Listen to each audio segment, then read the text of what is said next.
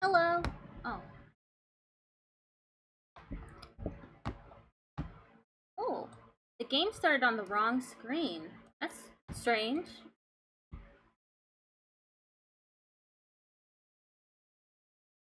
Game capture. And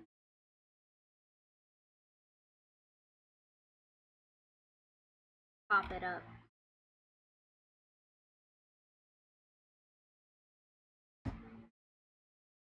Should pop up soon.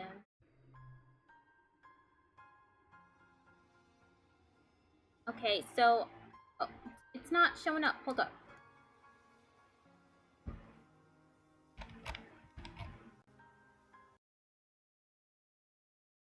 Okay. There. Okay, I need this to be on the correct screen though. Hold up. Content warnings. Traumatic global events. Animal cruelty. Oh, that sucks. Children in peril such dying. Spoilers, exactly who died? I don't want to know. Okay.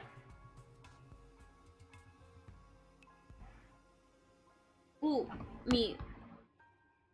I ain't even looking at chat because I'm trying to... Hold up. Let me...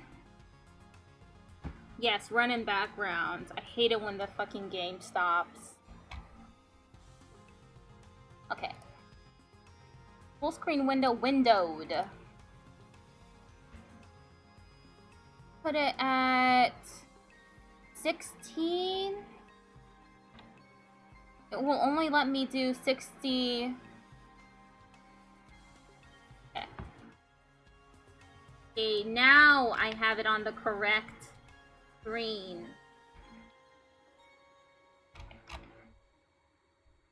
Oh shoot, sorry. I have like a bunch of sounds on, don't I? My bad, I still had the Toontown music on. Let me bring up chat. Chaos! Oh, hello, Morgan! Hi! How you doing?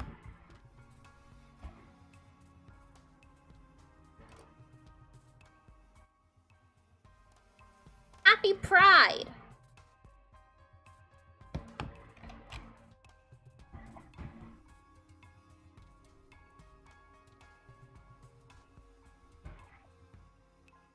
Good, working from home? Oh, me too.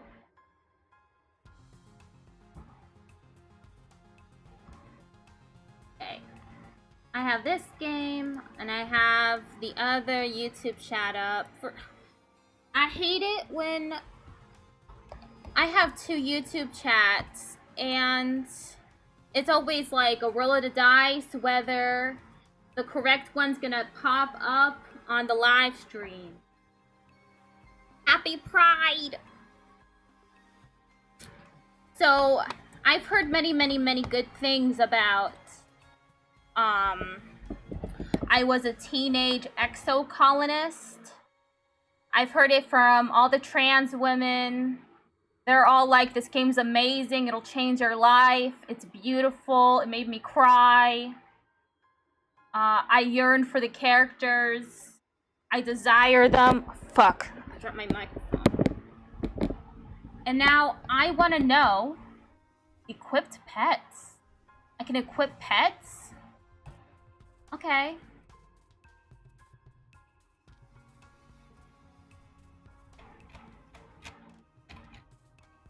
Oh wait, I can use a controller? Can I? This looking pretty controllery. Let me get mine. It's right here. Got so excited about the game that you dropped your mic. Don't we all? Okay. I'm using the controller now. Let me click into it. Oh, really?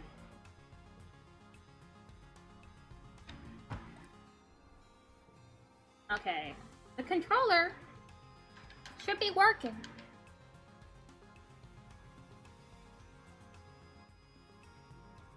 It's connected. Okay. Okay. I'll just click with my mouse. It does look super cute. I just looked up on Steam. You could use my Humble Bundle partner affiliate code if you really want.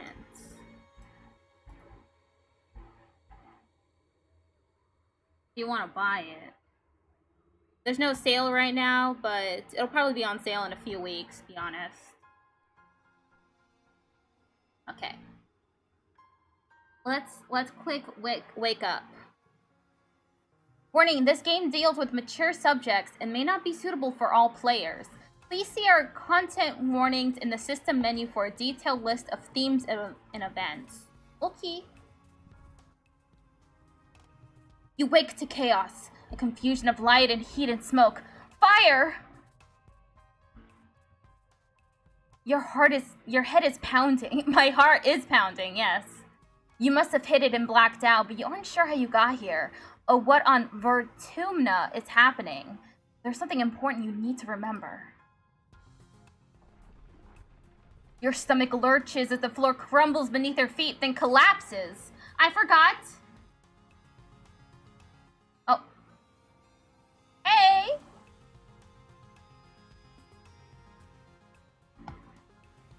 I forgot to pull up the timer too. Let me do that real quick before I forget again. Streaming now, countdown. 2 hours and, okay, 100, 52, 70. Yeah, this should be it. I like the Dungeon Master-esque exposition, feels very TTRPG. Yeah, it does seem so. Probably has a lot of inspiration from that.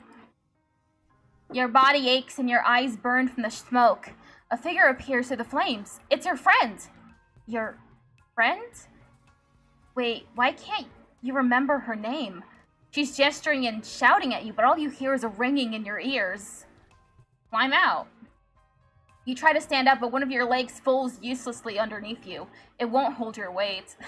That reminds me that, like, several weeks ago, I was just, like, walking to the bathroom, and my fucking legs just like, I, like, rolled my ankle or something, and I just fucking collapsed on my knees in the doorway. I was like, what the fuck? It was so strange. And I had a hard time getting up. It hurt. Your friend pulls you out of the rubble. She throws your arm over her shoulder and half drags you towards the door. Through it, you see a deep, eerie twilight, dark blue and cold against the heat of the fire around you. Glow season.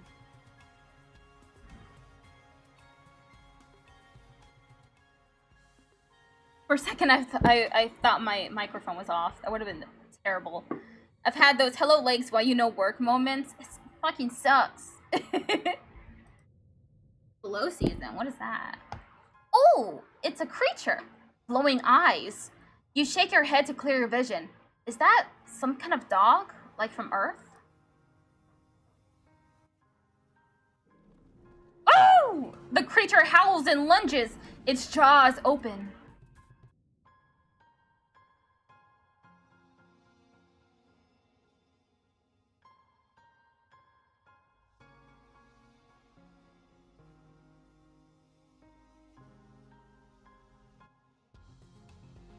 Title screen. Epic music.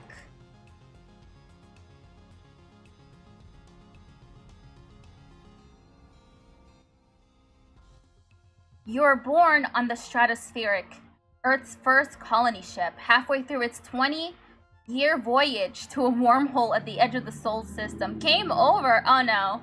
Yes, stream's over. Oh man, that sucks. Your parents run the hydroponic gardens, which make fresh air and vegetables for the ship. Like the other colonists, they bravely chose to make this one-way journey to the uncharted planet Vertumna 4, in the hope they could escape Earth's troubles. They had you the old-fashioned way, merging their genes like they merged their cultures and traditions. They name you something else. Oh yeah, I get to put my own name.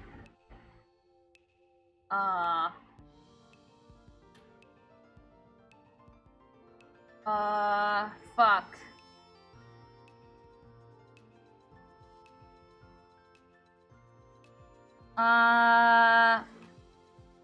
Man, it's always this. I get stuck on this. They named you. Oh, fuck. It was a beautiful name. Perfect for a little baby. Every time they looked at you, they went, oh, fuck. It was beautiful.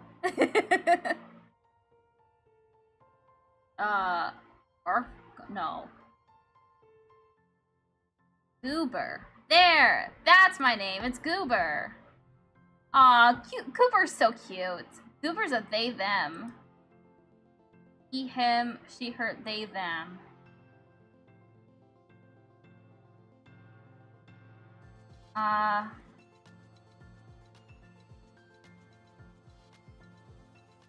Feminine appearance. You're a bright-eyed child with an active imagination. Sometimes too active, your mom says. Use the sliders on the left to choose pronouns and late teens appearance. These can be changed at any time. You have vivid dreams of things you've never experienced.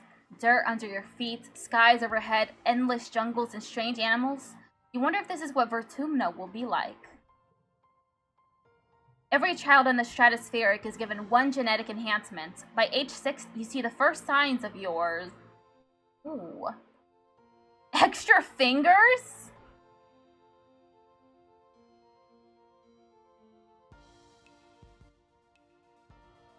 You know I have to pick extra fingers. Oh yeah, I got 6 fingers! Look! 1, 2, 3, 4, 5, 6 of those puppies!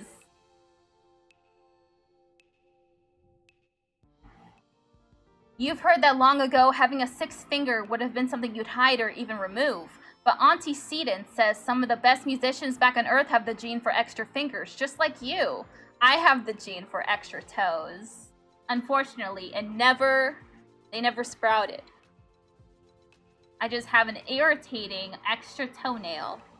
Absorbent brain makes it sound like you can use your head to mop up spills. Absolutely. I just take that skull cap right off. And I just rub and rub and rub. You're also very good at making crafts, which you do with your friend. Okay. Anemone, tough and gentle Cal, bold and confident Mars, quiet and adventurous Dice, studious and mature Tangent, shy and sweet Tammy. I like Tangent. Tangent sits right up front by the holo projector and always has her hand in the air. She and her twin brother Dice drifted apart when she started genome treatment to make her body conform to her gender. Today, Tang is the girl you always knew she was, but her relationship with Dice is worse than ever. Yeah, Tangent! You're 10 years old when the ship finally reaches the wormhole. Professor Hal says it's like a doorway to other star systems, with the planet Vertumna 4 on the other side. You run emergency drills for months to prepare. Was my grandfather's name short for Gysbertus? Crazy Dutch names. It's a pretty unique name. Oh! When the day finally comes, it starts with a rumble. Then things start to slide off the tables. You hurry to gather near the escape pods, just in case. The emergency area is crowded with families. It's going to be fine, Goober, your dad soothes. We'll be through the wormhole and down on the planet before you know it, just like we've practiced. Your mom gives a sharp, worried look. 30+ stress. Red emergency lights switch on as a siren begins to sound somewhere distant in the ship. Woo! I'm not good with words today. You try to breathe slowly like you were taught, but you're very scared. You look at a porthole. The stars are gone. When you're frightened, oh, I don't have this. I don't have toughness 5 or greater. Nah. Get in touch with your emotions. I don't want to do that. Think of a game to play. Let's pretend I have an imagination. You start a game of Rambutan with some of your classmates. You pick the topic. Types of fruits. Cal thinks about it. I can name 10 kinds of fruit, he says. One extra card when drawn. Distraction. It sounds like me. Oh. -10 stress. Maybe I could name 11, Dice mumbles. Anemone,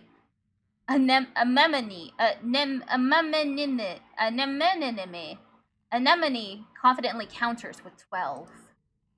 Back to Cal. He thinks again. I could name 20. The others shrug, and Anemone tells him to go ahead. Apple, orange, banana. Cal starts. Tomatoes are a fruit. Cucumbers, corn. The game immediately erupts into an argument of semantics, as many games of Rambutan do. Okay, Nemo. Oh, plus 20 stress. I'm so stressed out. Look, 70 out of 100 stress. That's not good. Rebellion, 50 out of 100. Relationship with adults in colony government. Oh, 50-50 there. You wait. The shaking builds. Then everything starts to get very weird. The hallway stretches, and you're stretching too. Your arms impossibly long. Your head feels like it's slowly filling up like a balloon and contracting down to the size of an atom at the same time. Is this the wormhole? You hear the distant, ominous squeal of metal giving way as the ship shudders and lurches in slow motion. The weirdest part is a sense of deja vu. You're sure this has happened to you before, and you know, somehow, that everything is going to be okay. The shuddering reaches a crescendo. You hear an impossibly loud crunch. That's not even a crunch. What the fuck kind of noise did I just make? And feel weightless for a few seconds before gravity slams you back against the wall, head first. You black out. As you slip unconscious, you feel yourself twisted out of time. It's today, yesterday, and tomorrow all at once. And more than just one tomorrow. Lots of them. Different tomorrows. Whoa! Whoa! Whoops! You find yourself in a place that you know from your dreams. Hilled fields, dramatic ridges, and a stranger, but also not a stranger. Grinning as she grabs your hand. Hurry up, she says. I'm not gonna let you miss this. Distantly, you can feel the ship shaking has stopped and hear your parents' worried voices. Feeling safe, you slip further into the warm embrace of the stars. Drift.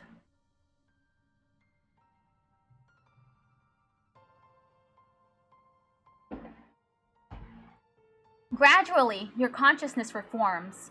You wake up in the medbay. The medbed under you plays a soft tone and an automated voice speaks. 2 weeks have elapsed. The patient's cranial injury has completed healing. They may now be safely discharged. As the fog lifts from your head, you realize something seems different about this room. It's so bright? You try to focus on the window. Something is definitely different. Trees? Instead of the familiar blackness of space, bright light from twin blue and yellow suns is streaming through the windows. You peer out and see fields, glass-walled domes, and walls ringed by giant mushroom-like trees. There are construction materials everywhere, and people walking around outside on the ground. You better get out there and join them. Cautiously step outside to your new life.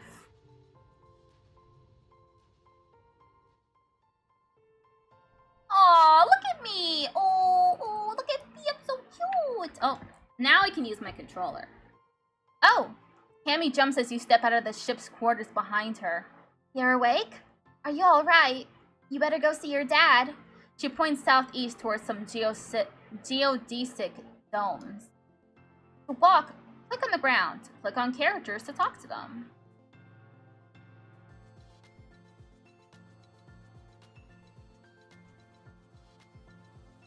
Said what? Where do I go? Fuck. The garrison. A small team led by Security Chief Rit was enough to keep the peace in the stratospheric. To stay busy, they also ran the exercise gym and sports ball courts. Here in vtuber, the garrison has expanded fast. They're building a huge wall around the colony and have an outdoor firing range and a big covered dojo. Best of all, a regulation-sized sports ball court. Okay, it's the same thing.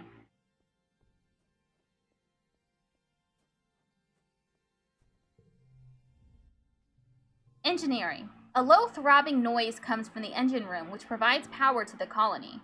Other quarters lead off to the teaching labs in medbay. You know the route to your classroom well, but the rest of this wing is off limits to children. Congruence, the ship's onboard AI, beams down at you from a nearby holoscreen. Don't forget to study hard, Goober.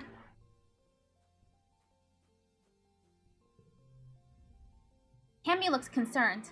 You slept for so long after you bumped your head, she says. I bet your parents were worried. Your dad is working over in geoponics, near those domes. They're called greenhouses.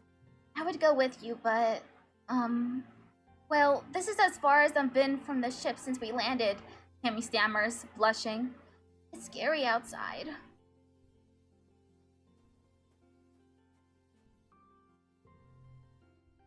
Command.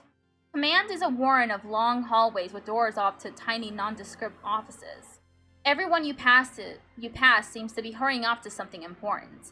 The end of one hallway opens into the supply depot, which works as both requisitions office and general store. Beyond it are cavernous warehouses stacked high with supplies from Earth, now being gradually unpacked and distributed to the notice board. Colony food shortfall, -100%, low. Colony security rating, evaluating. Upcoming event. We will be hosting our first annual Vertumnalia festival during the second month of Dust. Chief Administrator Seek. Notice, take precautions outside the colony boundaries. Xenofauna have been sighted in the area.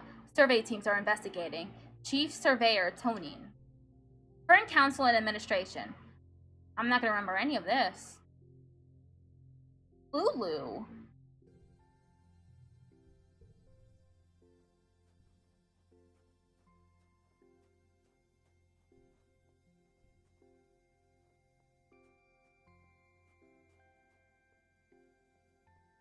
Is that it? Yeah, it seems like that's all I can right now.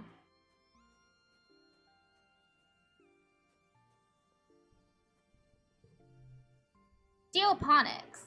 The greenhouses have different biomes inside, growing plants from Earth that might belong in a desert, jungle, or temperate forest.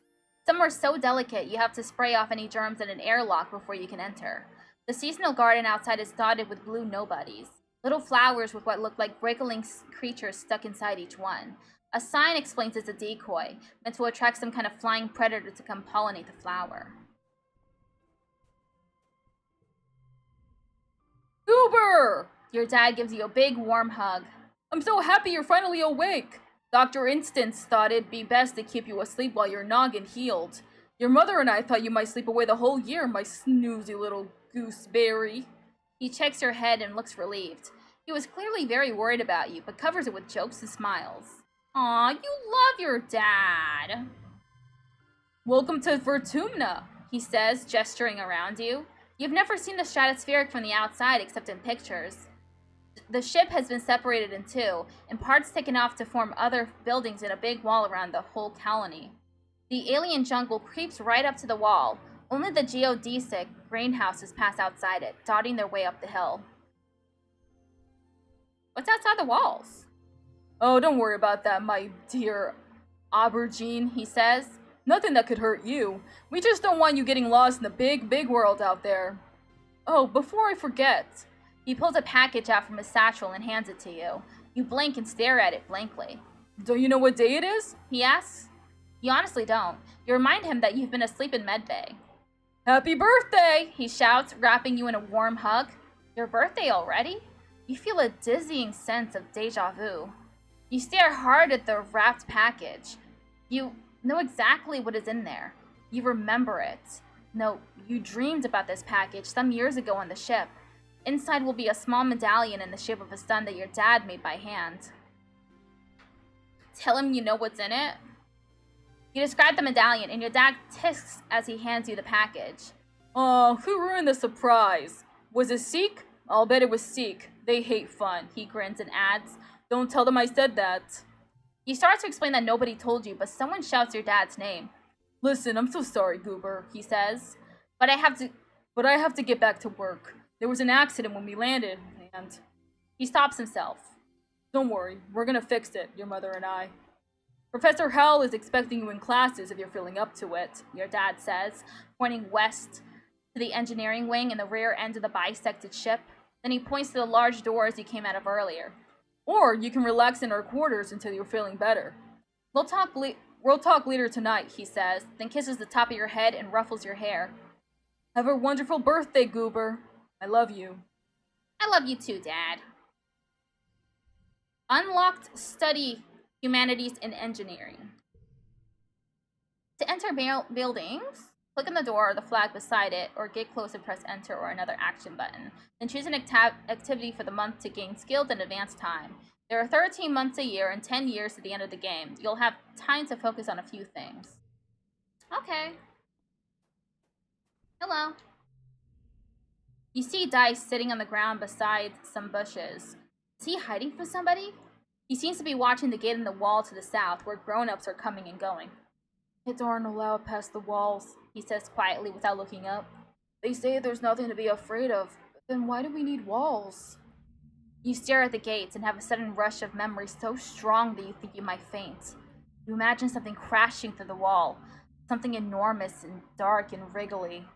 For years in space, you've had half-remembered nightmares of monsters, of your ship being destroyed, of sifting through wreckage that used to be your home, trying to find something.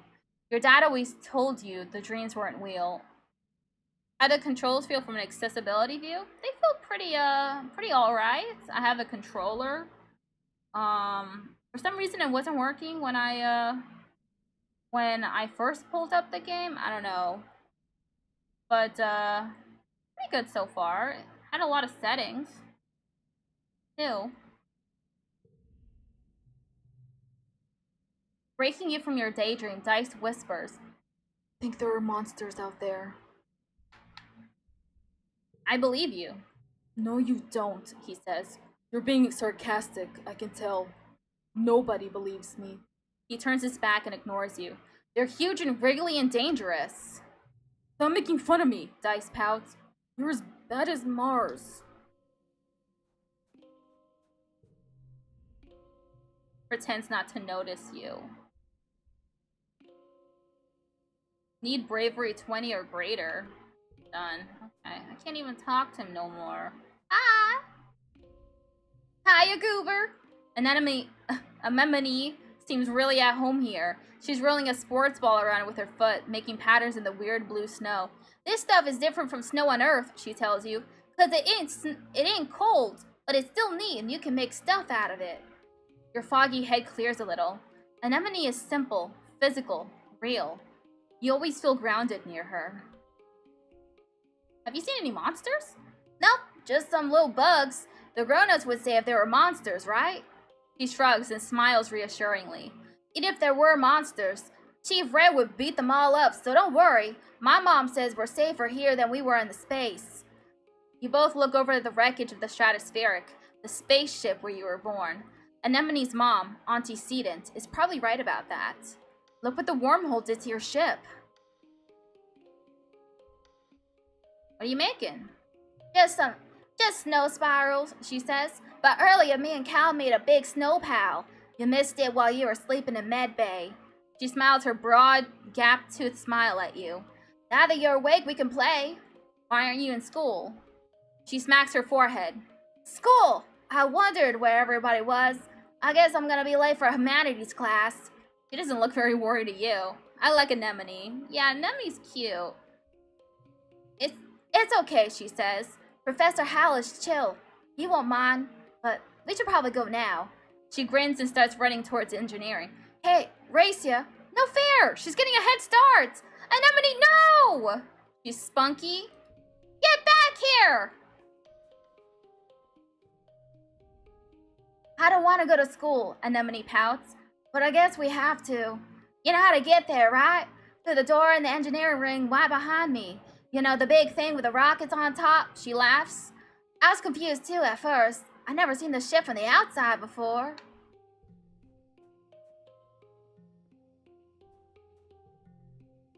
Okay, I can't do anything else. That.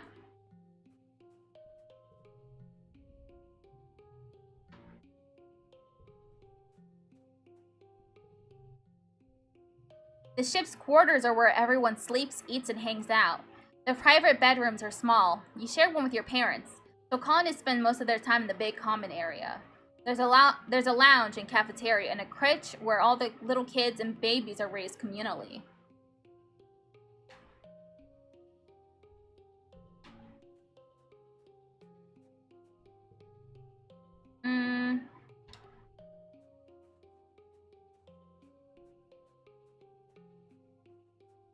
Can I talk to this little rascal? No. I'm not brave enough. Okay. I guess I'll go study.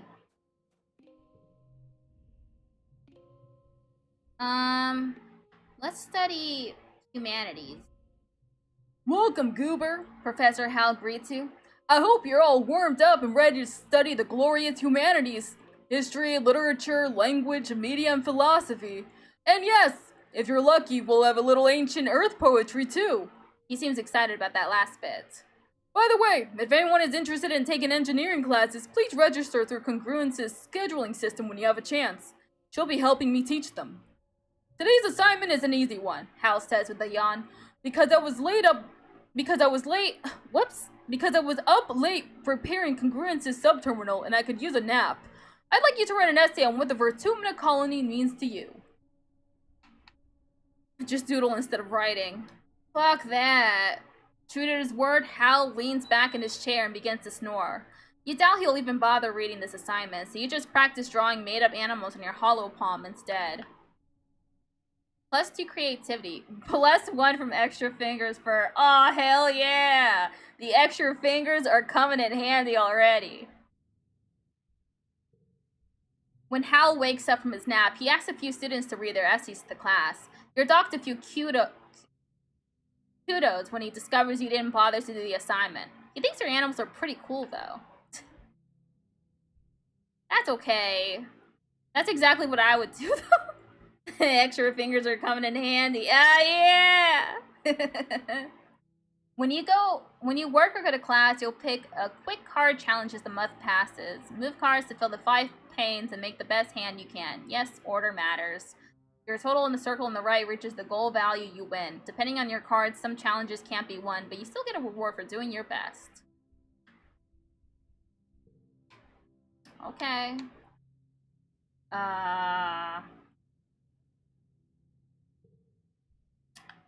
Bonus for flushes, same color together. Bonus for pairs, same number together. Okay. Bonus for straights. Increasing... bonus from straights? That must mean that the allies are giving us cash, right? You sure you're not a dad? The more cards in a flush, pair, or straight, the higher the bonus added to your total. Cards can also affect each other. It can be rearranged to find the best total score. I'm gonna fucking suck at this. It's already too much. If I have to remember a lot of things, even if they're simple, it's a wrap.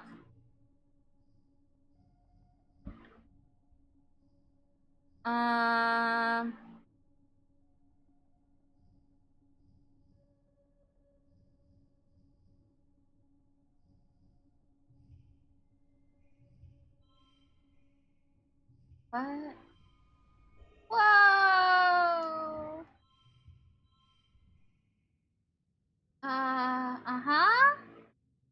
This is equal 1. Oh, because of +1. Okay. Why is this... Okay. +1 challenge. Okay, win. Victorious! You worked well this month. +1 creativity.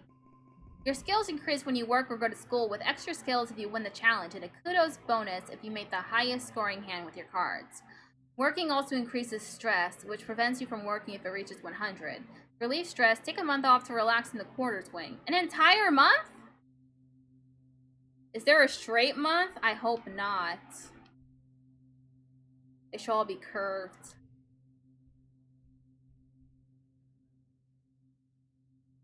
Ah, that extra fingers perk!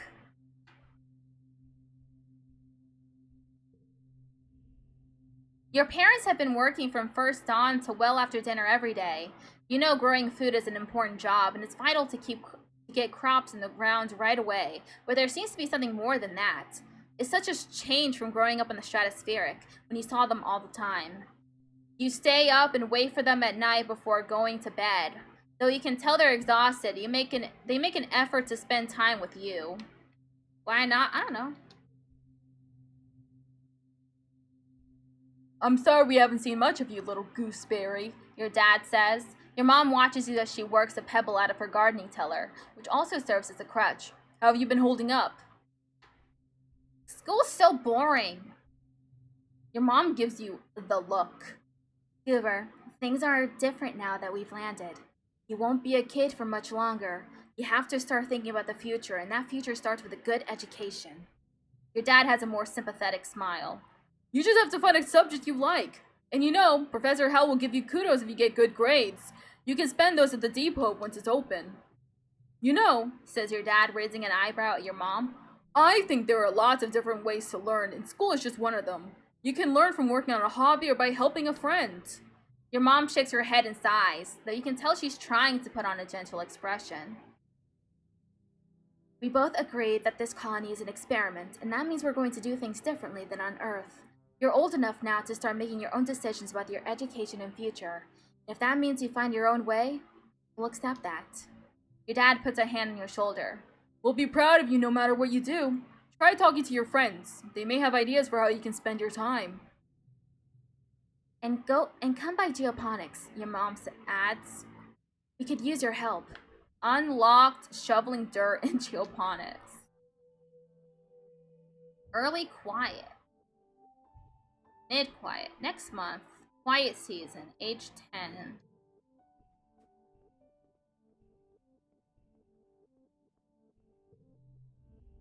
Anemone is bumping a sports ball with her wrist, trying to keep it in the air. Heads up, she shouts and bumps the ball in your direction. Think fast. Look out! A ball is flying toward you! You flinch and jump out of the sports ball way as it careens past your head. Whoa, that was close. Anemone doubles over laughing. Nice save, Goober, she giggles, jogging over to pick up the ball. Haha, not! Want me to show you how to do it? Okay, fine. You bounce the ball back and forth with her, trying to see how many times you can rally and keep going. Anemone tells you about the new sports ball court, a proper regulation-sized court, way bigger than the little Zero-G one on the stratospheric. Your brother Com is coaching the junior sports ball team this year. Her brother. Excuse me. I was like, what brother do I have?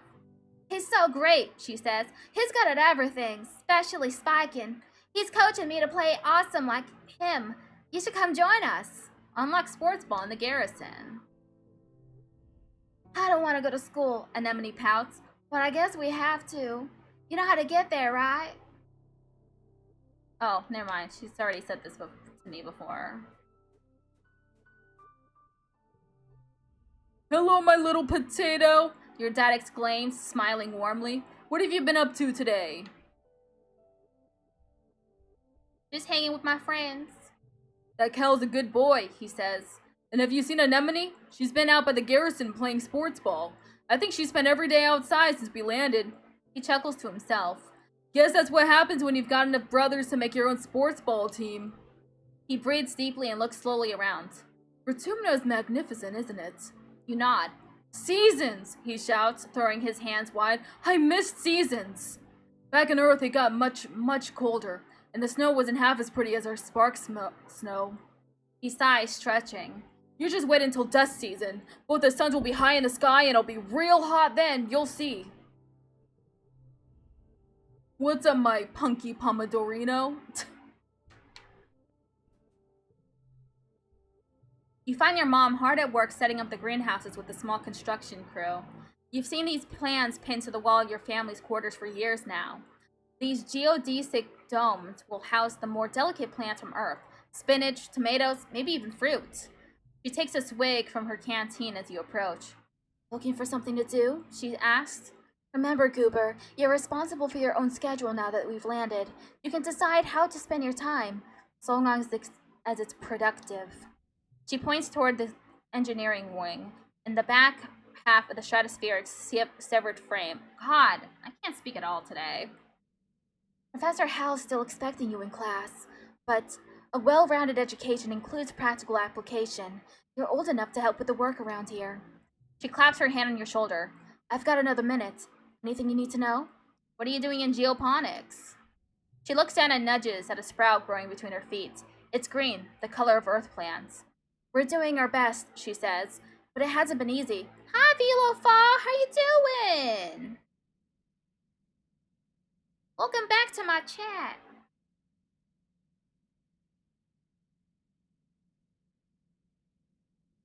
I just started this game like, what? Oh, it looks like nearly 40 minutes ago?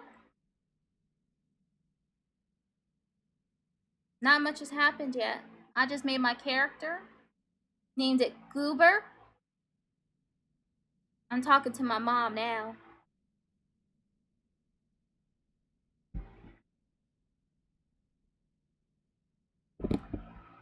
We're doing our best, she says, but it hasn't been easy. I just hope the potatoes and corn can handle the weather here, she says, glancing up at the sky. I hear it rains like hell in the wet season. She takes a long look at you, up and down. You're growing fast, Goober, but you're still too young for real farming.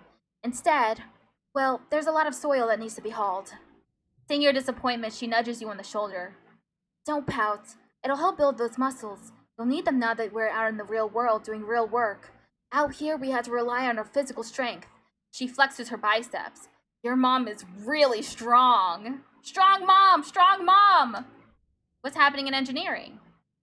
Hal's teaching classes on life science, engineering, humanities. If you pass all your tests, maybe he'll let you work there in a few years. Your father thinks you're old enough that school is optional. I don't agree, but I'll be honest with you, she says, gesturing to the field. We do need every pair of hands we can get. If you want to work with me here in geoponics, I suggest studying life science. If you don't have a good grasp of biology and ecology, I'm going to stick you on shovel duty. What can I do in the quarters? If you need a break, she advises, you can visit the lounge and see your friends. But, she warns, raising a finger, I don't want to see you lounging around all the time. You need to work hard, too. What's the garrison? Security Chief Red is organizing a sports ball team. You used to play, didn't you, back on the ship? It'll be different here with the planet's gravity. Of all the adults in the colony, Rhett and your mom are the most like soldiers you'd see on a holo bid. For a moment, you think your mom's going to suggest something else, then she shakes her head. You're too young for defense training, so don't worry about that yet. Just enjoy yourself and stay out of trouble. What's going on in command? I think Seek said they need someone to deliver supplies from the depot. They're also setting up a shop there if you've got some kudos to spend. And of course, that's where Governor Uticott works. But you shouldn't bother her. She's a busy woman and she doesn't have your mother's patience with kids. You try not to giggle. Your mom isn't usually known for her patience. Can I join expeditions? Oh, you're too young to leave the colony. It's dangerous. She shakes her head. Your father would be worried. There's so much we still don't know of the world out there. Let the adults find out, then maybe you can join them in a few years, when you're older. She gives you a stern look. She isn't going to budge on this one. For now, stay inside the walls. Okay, bye!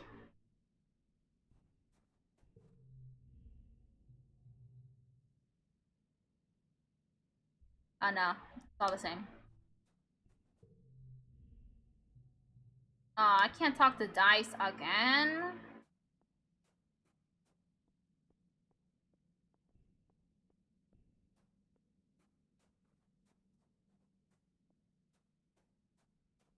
Oh! Who's this one? A sharp whistle interrupts your thoughts. Hey, Goober! Mars calls out to you. Come here, I have a job for you. You walk over to Mars, who's sheltering from the snow under the ship's overhang. It's so gross here, she complains. This spark snow would ruin my good clothes. At least on the ship we had climate control. Ugh. Tammy made me some soy sweets, but there's no way I'm going out there in all this weather, she continues.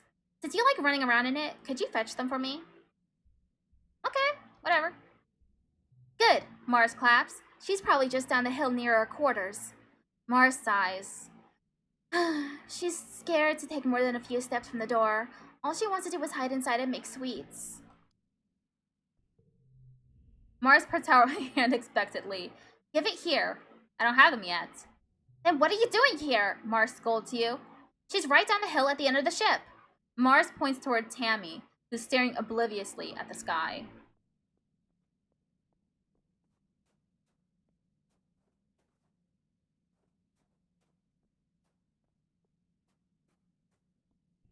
This isn't Tammy. That's Anemone. My bad. I immediately forgot her name.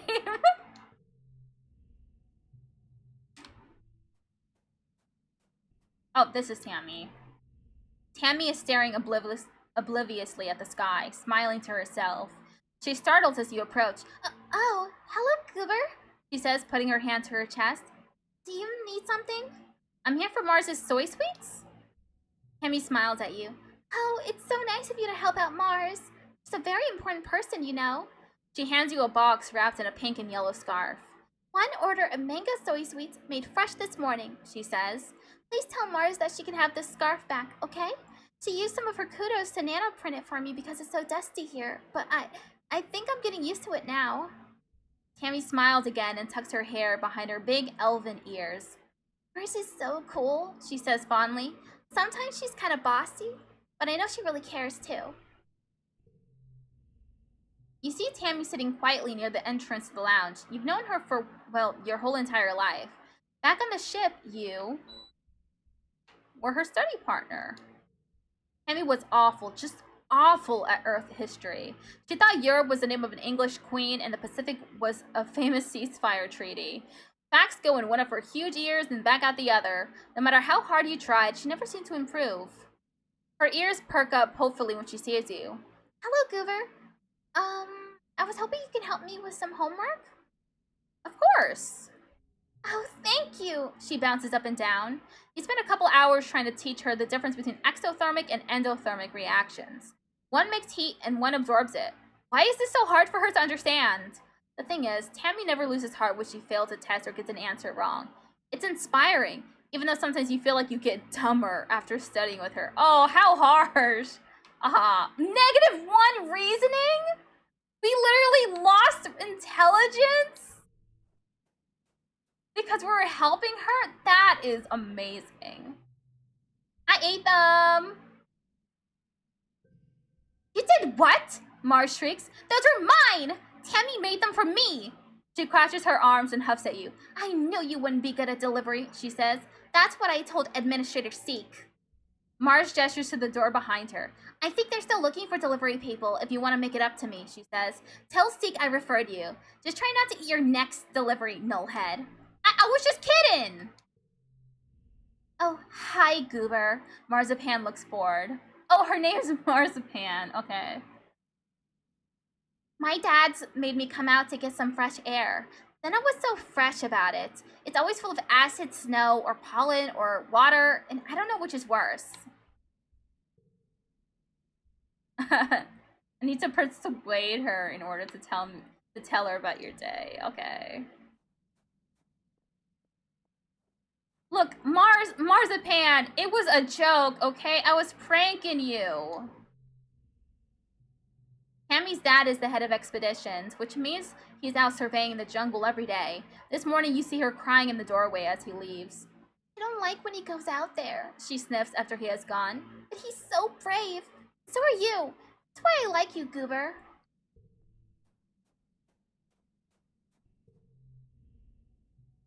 Okay. I guess I can go to school.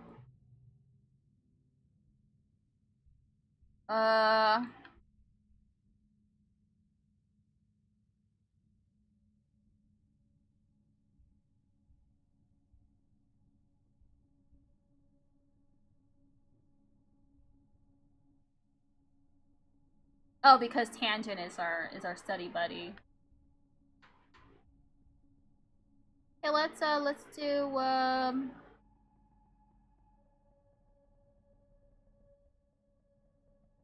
I lost some reasoning, so I should probably get some back. Good afternoon, my burgeoning biologists and up-and-coming chemists. Professor Hal welcomes you back to your old classroom. This afternoon we'll learn what I like to call the wet sciences. He gestures to his hollow projected lesson plan. Biology, chemistry, medicine, ecology, and geology. You'll learn a little bit of everything, with opportunities for further study in your favorite fields. If you're looking for something a little drier, try registering for engineering classes. Okay. I ate them all. Okay.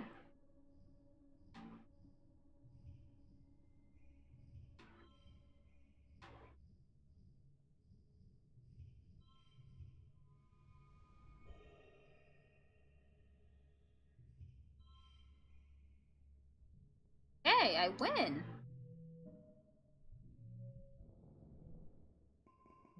+4 biology, +1 reasoning, +15 stress.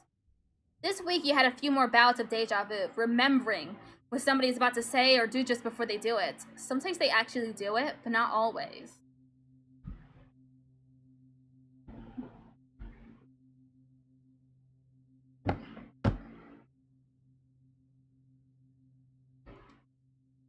Whoa, what's that? What's this? This is cute. I'm like reflecting. Okay. This morning, you were sure Professor Hal was going to trip on the uneven floor in the cafeteria and spill his plate of hash browns. You even told Mars to watch. Didn't, though. As Professor Hal walked away, his hash browns safe for today, Mars called you a liar and a dummy. I mean, makes sense why she would say that. It did seem like we lied. And we already lied to her before. At night, your dreams are all mixed up with stuff that you know can't be real. You're chased by monsters the size of buildings, only to be saved by strange people you've never met. You're holding hands with someone you love. You're crying as you help lift a shrouded body into the colony recycler. Everything seems so familiar, but when you try to recall their faces when you wake up, they're smeared in your memory like wet paint. But what if? What if those things haven't happened yet, but they will someday? They might happen. Anytime you try to tell someone, they think you're playing a trick or that you're sick and need to go to medbay. You eventually decide to stay quiet about your strange dreams. Why? Secret powers are fun? I'm delusional. You start keeping a private journal in your hollow palm, recording the events where you remember something before it happens. You also write down your dreams when they have that feeling of being real. You like the idea of being magic and seeing the future, but some of those dreams are very scary. I've decided to turn this into a good thing. You hope that, like Professor Hal's hash browns, they don't all come true. Next month. Quiet season.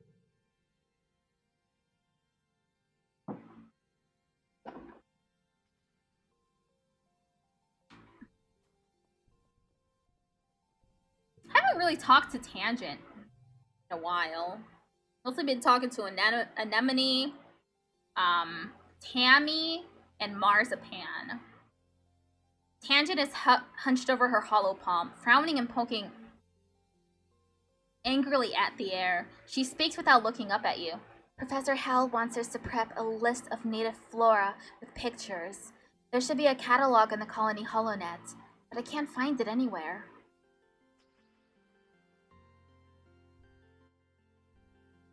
Let's make our own list. Tangent is dubious, but agrees to try your idea. The two of you run around the colony yard, taking pictures of all the different vertumnine plants you can find, and making up fake sciencey sounding names for them, like Wonkius shrubbius and Purplius gracium. After an hour, you've categorized 51 different species. Tank doesn't think it's a very complete list or a very scientific method, but she figures you must have learned something. Tangent looks up at the sky and shades her eyes. It's too bright, she complains, and it's too hot, and the nights are cold.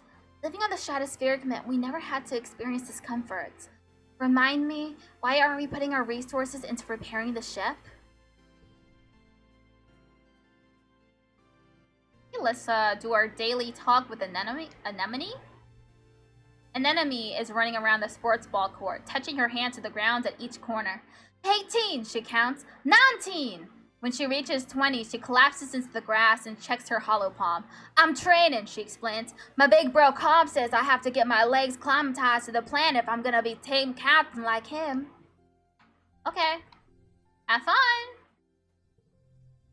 Dice is hanging out near the south gates, his hands in his pockets, idly staring at the ground and digging the toes of his boots into the dirt. He nods at you, but doesn't say anything.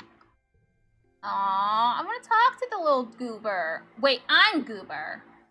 I can't be calling other people goobers. I'll get confused.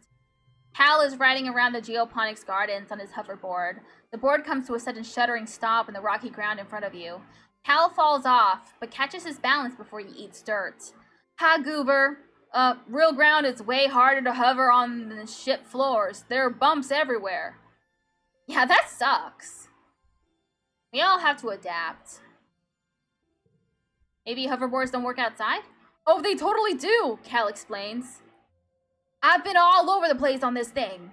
Hovering it outside is rad. Look at this. He runs over to a small depression in a nearby hill and presents it like it's something amazing. Look at this. It's a skateboard. I can't decide what voice I'm gonna give this to. Cool, can I try? Sure, but please be careful. Mom says if I break my hoverboard, we can't make another one. You take turns riding around the bowl, trying to get up enough speed going down one side to come back up the other. You don't land any tricks. It's hard just staying on the board with this uneven ground, but it's still fun. The suns, they're so warm. Hal lifts his face to the sky, his eyes closed. Well, the blue one is just kind of warm, he continues, but the yellow one is like a heater in the sky. The grow lights on Strato were bright, but never hot like this. It's so nice. Hi, Mom. What you doing? Your mom is hard at work breaking ground for the new fields. Oh. Your dad is poring over some reports on his hollow palm. Oh, hey, little seedling, he says, distracted. Did you know that Watato plants are related to Sniff Blossom? Never would have thought. Okay, let's talk to Tammy. Oh. Marzipan? Hi, Goober, Mars says, looking you up and down with a sneer. Your shoes are gross. That's what you get for walking around in the dirt out there. She sniffs. Not me. I'm sticking to the ship until they pave over all that icky mud. You wonder if maybe she's scared of more than just getting dirty. Maybe. You step cautiously through the colony gates. Hey there, kiddo. Uncle Tonin blocks your way with a smile.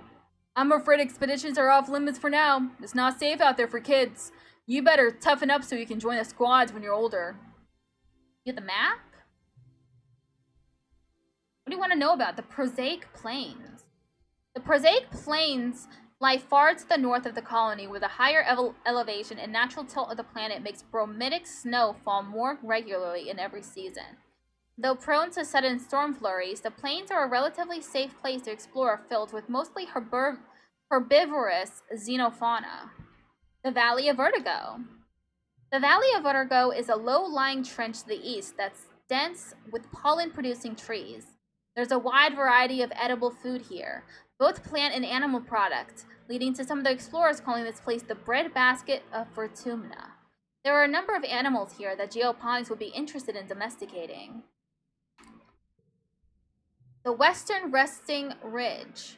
This tongue-twisting region is the broken spine of the planet, home to both dizzying heights and abyssal lows. It's always hot and arid here, no matter the season. Traversing these steep chasms is dangerous, and only to be done by those with sufficient glider training. However, there are some interesting ruins here to explore. The subaqueous swamp. To the south is a vast, boggy wilderness, home to dangerous animals and hazardous weather conditions. Exploration in this area is only to be done with extreme caution. Okay. View the bestiary. Float cow. Float cow. Xenolevis bovidae. These cumbersome-looking creatures are actually lighter than air due to large helium sacs on dorsal and ventral sides. Careful balancing of helium and urine allows them to control their elevation. They produce a salty, high-protein, milky substance for feeding their young that is also nutritious for humans. Hawkeye.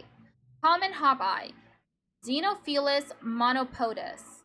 A communal creature with two disparate sets of eyes and one strong foot used for both locomotion and defense. Though harmless, these small warriors can be fierce in groups. Manticore. Xenophilus tyrannus. Highly intelligent and predatory. Their plumage changes according to the season. Their body is composed almost entirely of dangerous weapons. Do not approach. Okay. I guess I need to go chill out. My stress is pretty high. It's nice to take some time off to chill after all the stress of school and work. Not to mention the mental toll of just living on this unpredictable planet. Looks like you're not the only one who needs some downtime. Some of the other kids are also relaxing in the lounge.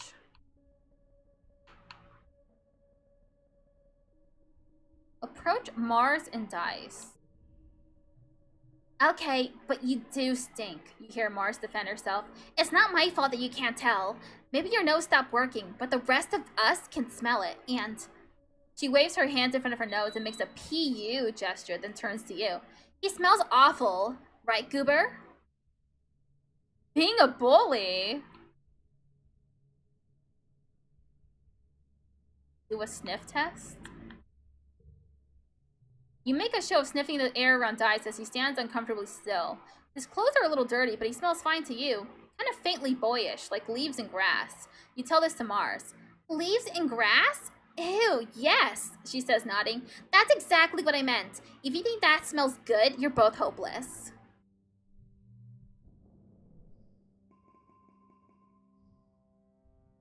Negative 100 stress.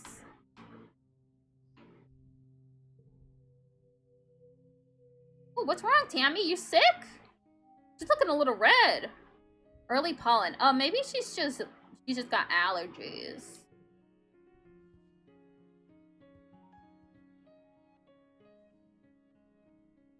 What's going on here?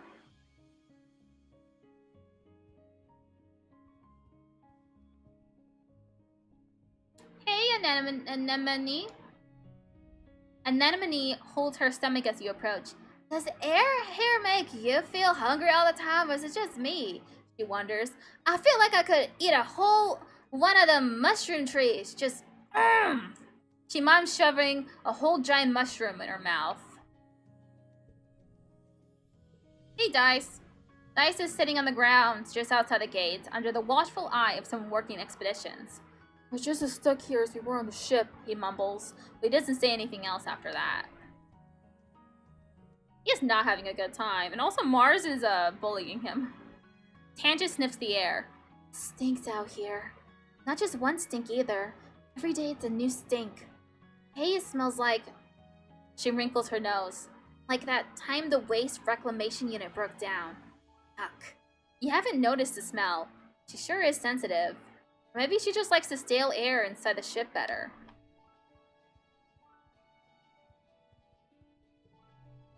Tammy Zad is the head of Oh, never mind.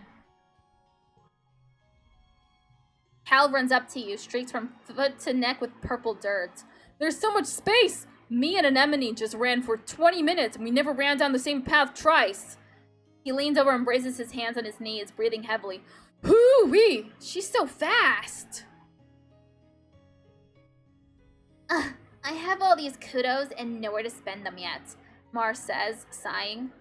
Zeke says the depot store won't be open till next year. How am I supposed to show off how much better and harder working I am than everyone else? He is a character. I found a hefty red Xeno egg. Damn! It's found some shit and I just picked it up? That's not good. I shouldn't be doing that. Mom, Dad, I picked up something strange. It's just in my pocket. You spot your dad looking longingly towards the forest. You ever think about what's out there? He muses. There could be anything. We don't even know. He sighs and leans on his rake, and I'm stuck here, pushing dirt around.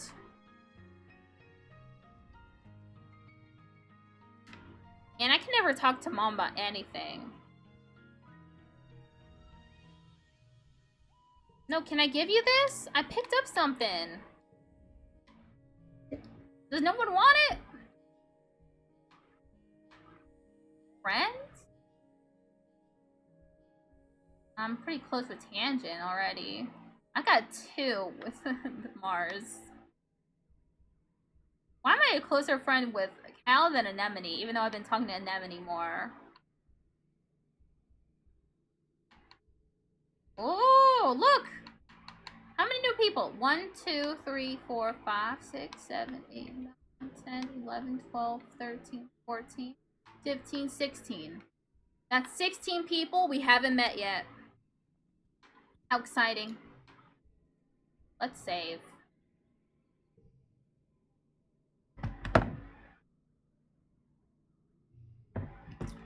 Uh-huh.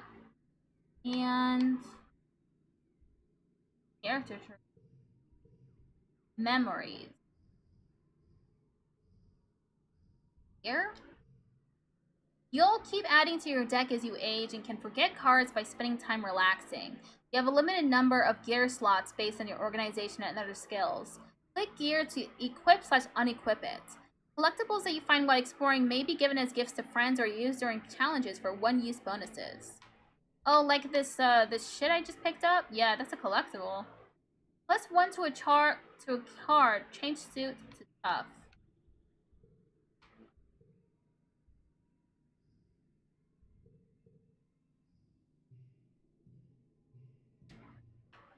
Okay.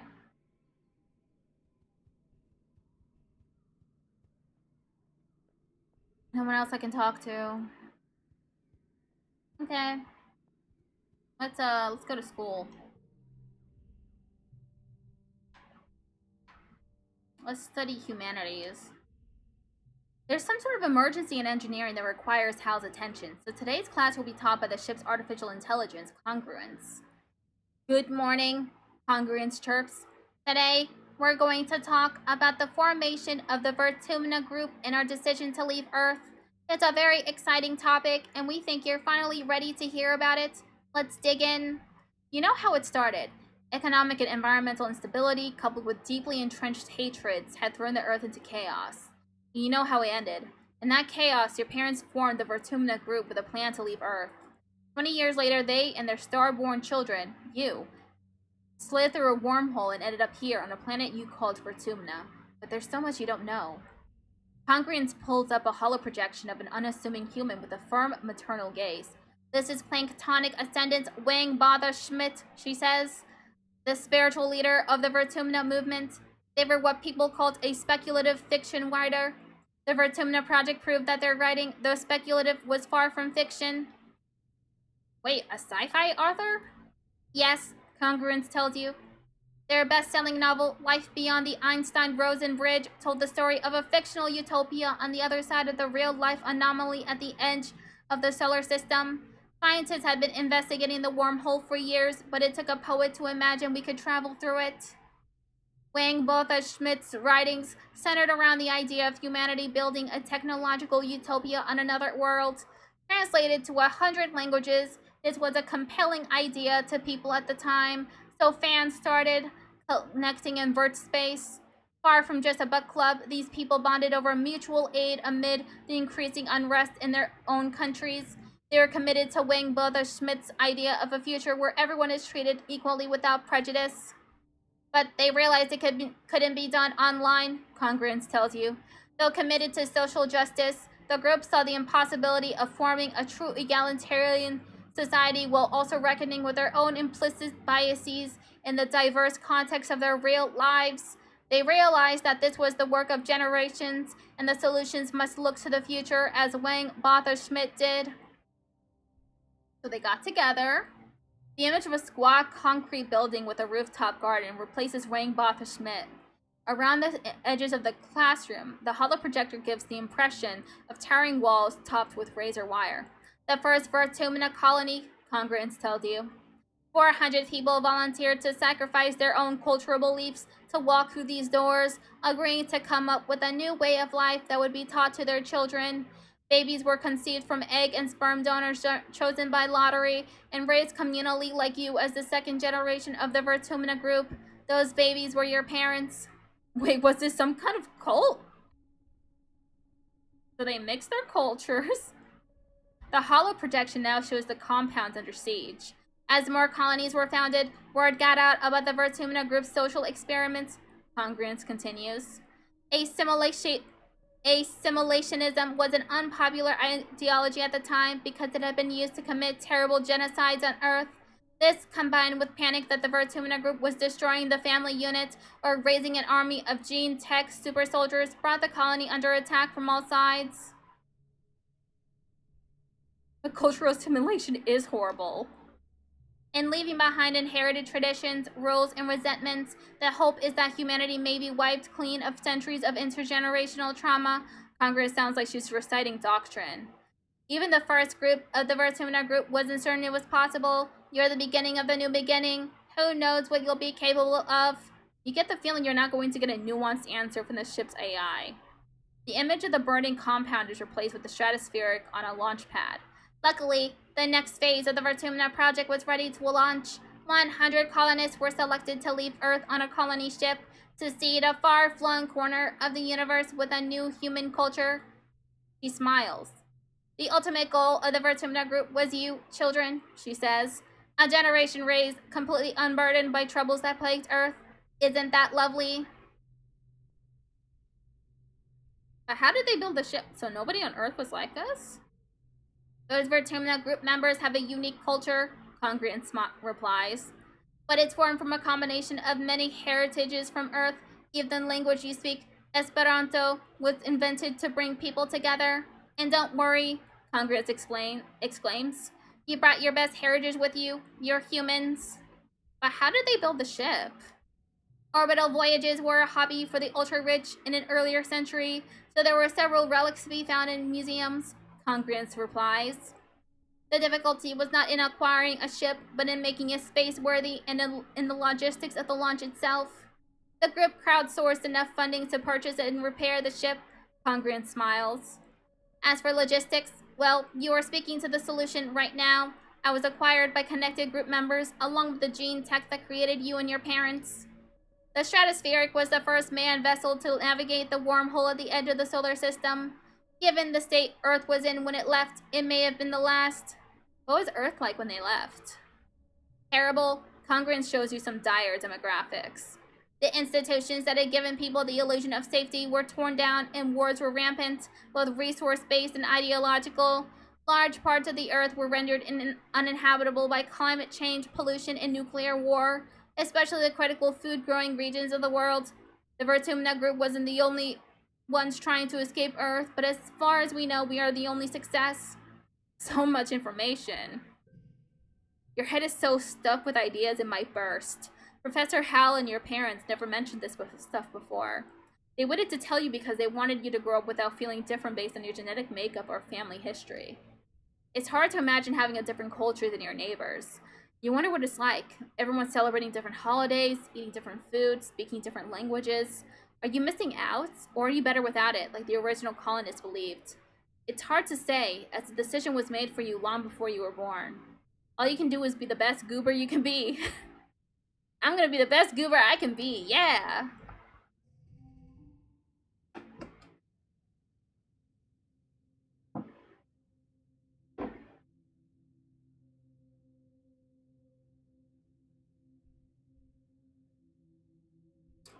Sure.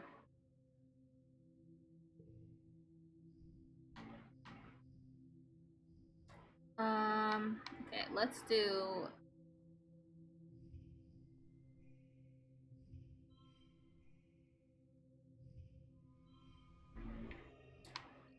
extra fingers.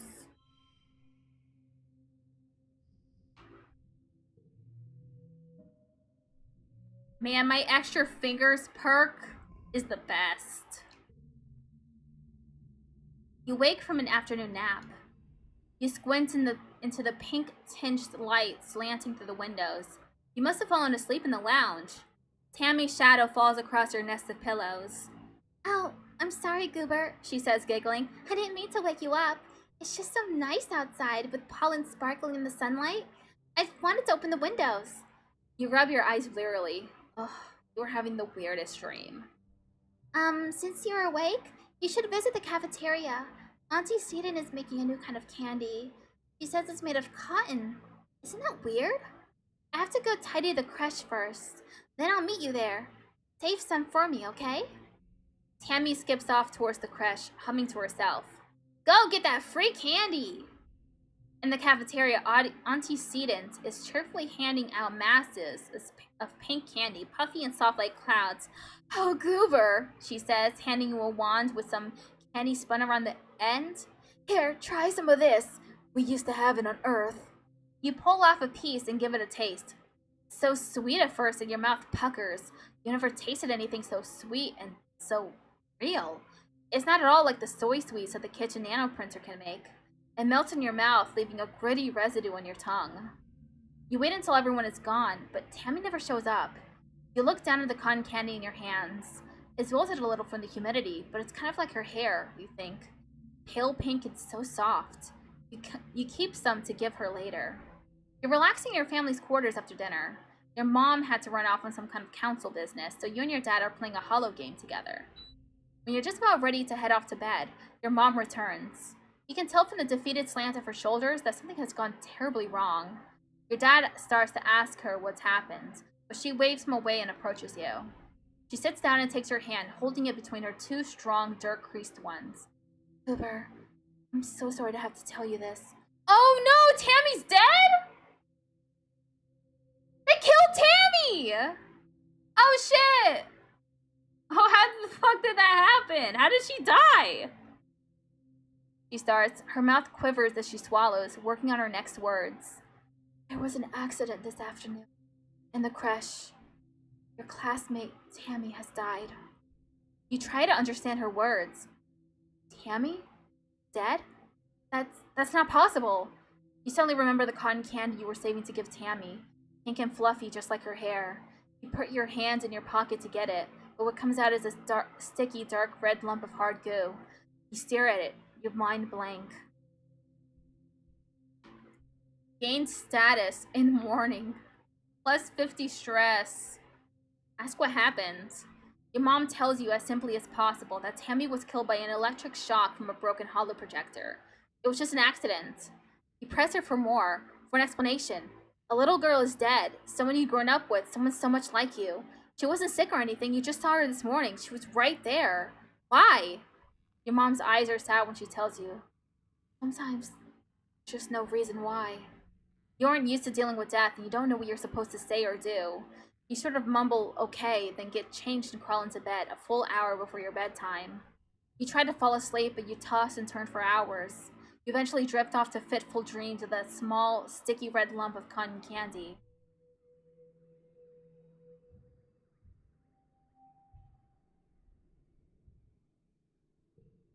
Damn! She's gone! I get to talk to her no more. Tang is pacing around in front of engineering. She looks upset. It shouldn't have happened, she says. What happened to Tammy? It shouldn't have been possible. There's no reason for that hollow protector to break. Professor Hal said it was recently serviced, and nothing was wrong with it before. She gestures angrily. It just blew up for no reason. Nobody would have wanted to hurt her, so why? How? It doesn't add up. Sorry, Goober. I want to think about this some more. I hate when I can't find the answer. Hank still looks lost in thought. Okay. Can you believe Tammy died? Dice asks morbidly. I heard Chief Engineer Instance tell someone about it. He lowers his voice. Tammy got shocked by a broken holo projector. The one in the crèche with the dancing teddy bear, you remember? When she touched it, she got chucked all the way across the room.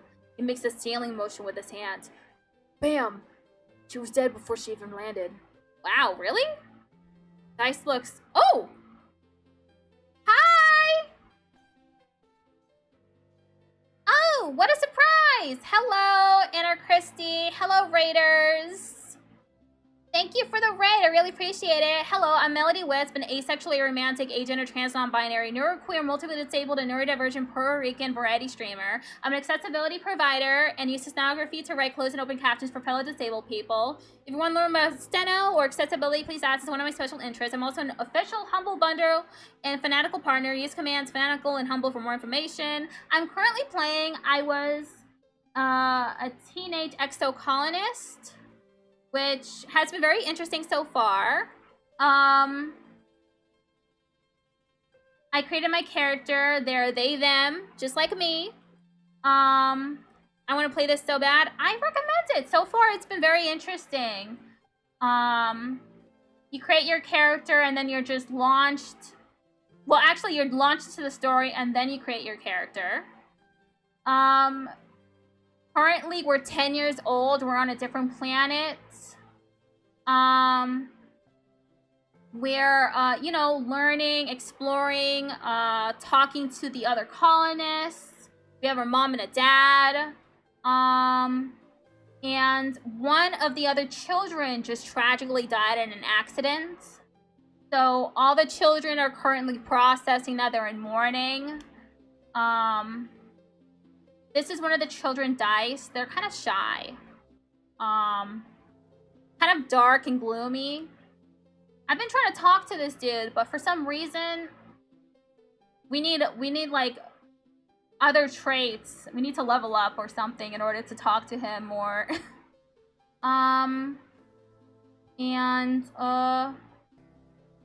Currently, he's telling us about how he'd witnessed the other child, Tammy, die. He's just describing it to us. Really morbidly. Dice suddenly looks embarrassed. Yeah, I mean, it's too bad she's gone. It was nice. He tugs at the sleeves of his oversized jacket. But it's kind of a cool way to die. It's children, they say the darndest things. What do you mean it was a cool way to die?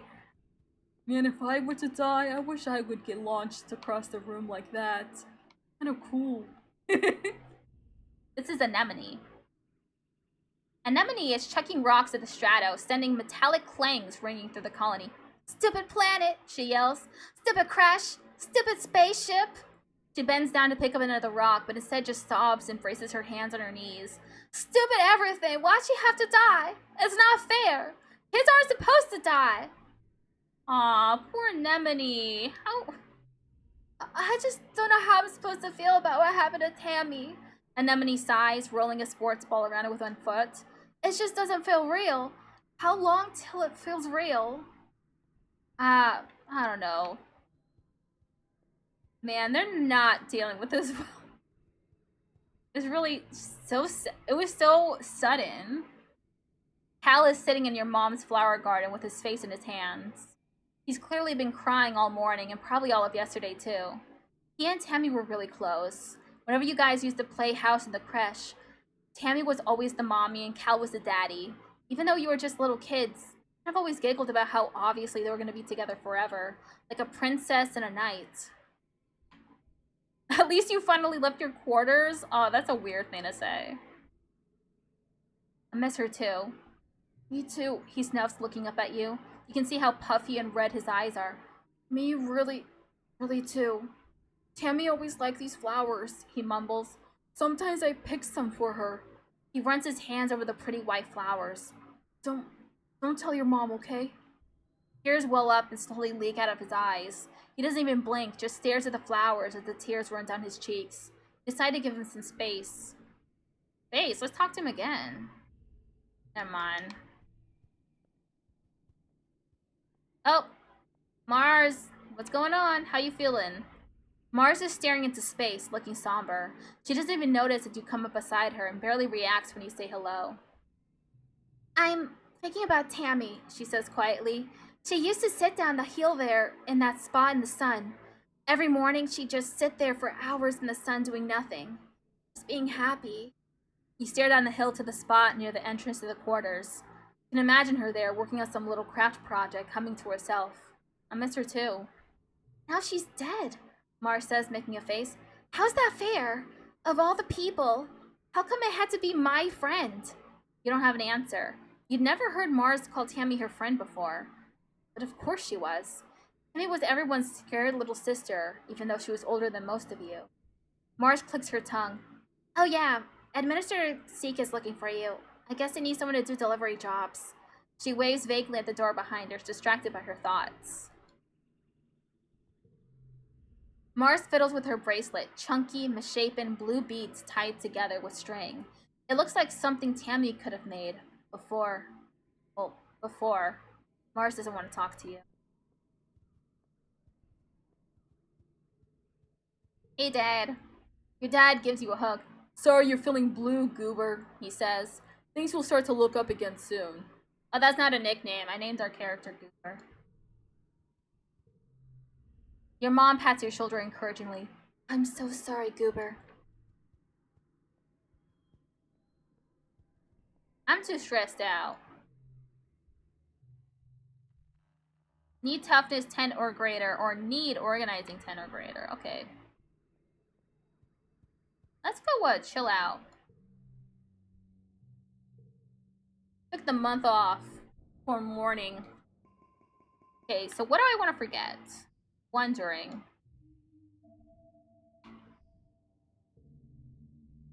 The colony is going to hold a funeral for Tammy. Do you want to attend? If you don't feel up to it, you could just skip it and take the month off instead. Or you could get back to work. Tammy who?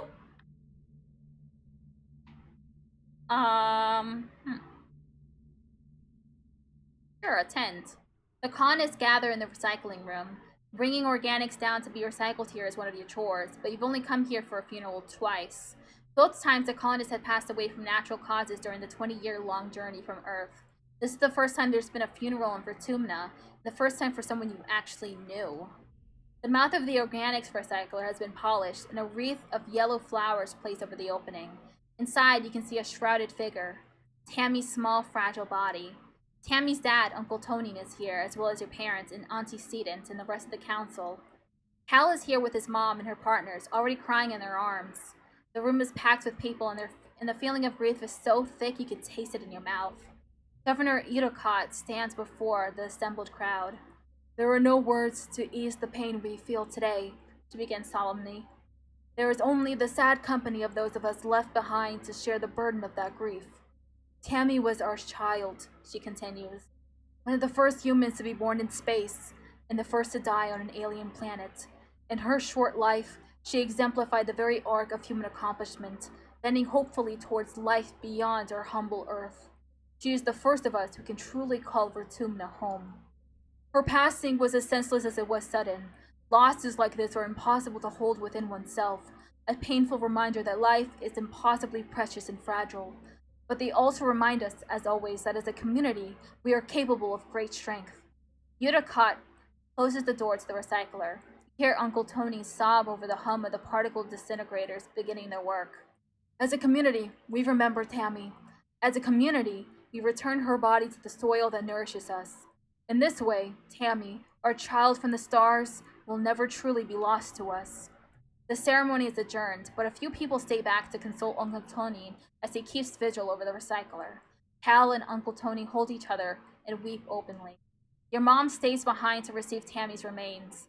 As the head of geoponics, she'll be responsible for adding them to the colony's precious supply of brown soil from Earth. Your dad accompanies you out of the recycling room. He clears his throat. I want you to know that you don't need to be okay, he says, clasping his warm hand on your shoulder. If you want to take the rest of the month off, everyone's going to understand. I just realized his hair is trans black colors. You got the blue and the white and the That might not be pink, but it looks pink. That's all that matters to me. Let's go back to school. You feel better just having said goodbye. You didn't really know Tammy that well after all. It's sad that she's dead, but have to move on.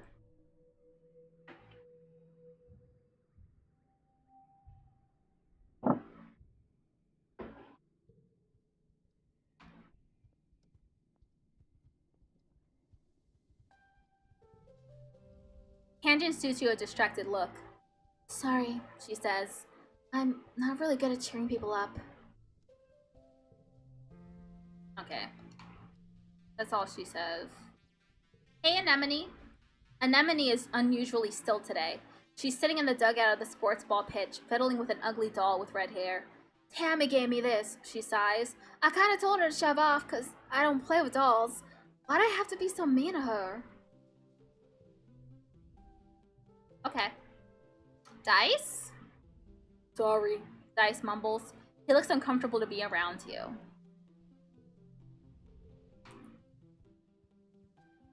Hey, Cal. Cal gives you a sympathetic smile. Hey, Goober, he says. We'll be okay.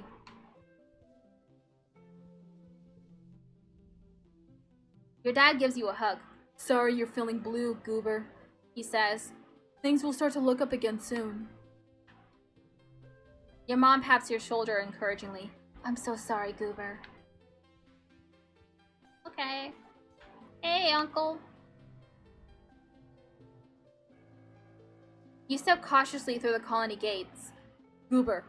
Uncle Tony sighs as he blocks your path. He looks like he hasn't been sleeping. I'm sorry, but you shouldn't be out here. Our children are so young and so precious. So fragile. Please stay near the ship. Hey, Mars. Mars shoots you a sympathetic but distracted smile. Okay. Seems that no one wants to talk to us right now. You've got no stress or worries. 10% chance to get a bonus plus 1 when increasing skills.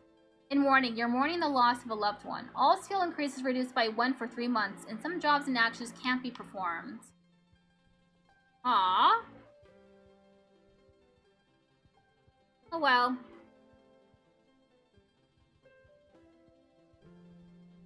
Go back to school. Let's study life sciences. Oh yeah, we have extra fingers. Isn't that cool?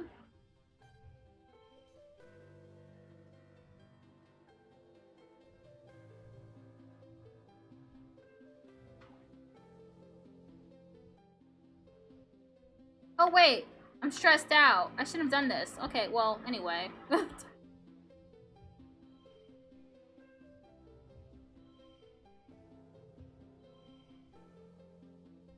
Oh shit.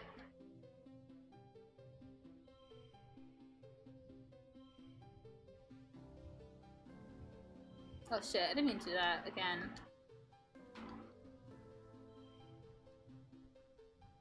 I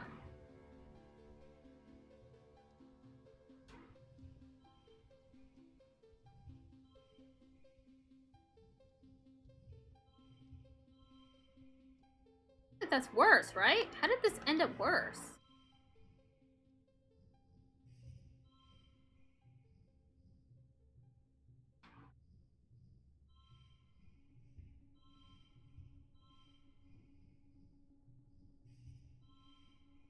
Huh?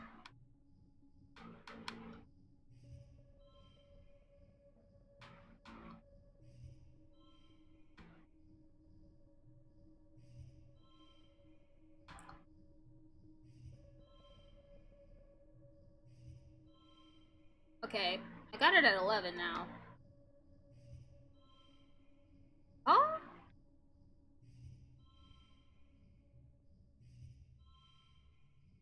Okay, well...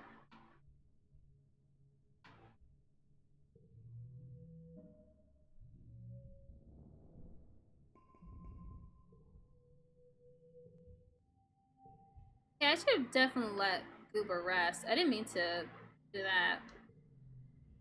Goober, Andrew says, approaching you with purpose. We need to discuss my brother. You mean my buddy Dish? Who, Dis? Yes, Dice, she says impatiently. I need to figure out where he's been disappearing. Ever since we landed, I barely see him anymore. He doesn't even come home at night sometimes, and She trails off and looks at her feet. Well, I'm not on very good terms with my brother of late, but well, people are becoming worried. You get the feeling Tang is the one who's worried, but she doesn't want to admit it. That's his own business. You tell Tangent that if Dice wanted her to know where he was going, she'd tell her himself. She gives you a complicated look. She's clearly worried about her brother and frustrated that she showed this weakness to you. She composes herself with a blank face. Maybe you're right, she says neutrally. Oh, well, I just fucked up my friendship with her a little bit.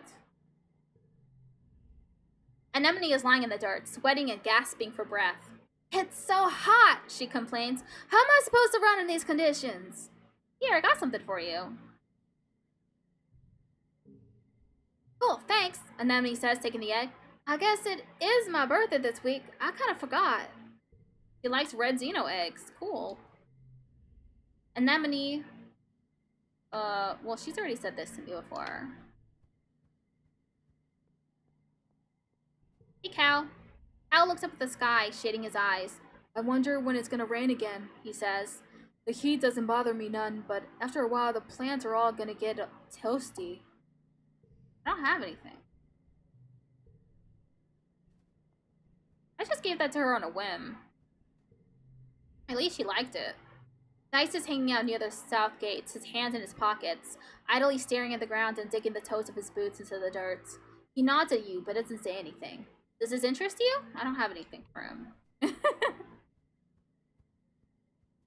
Does this interest you? And I just give him a box of nothing.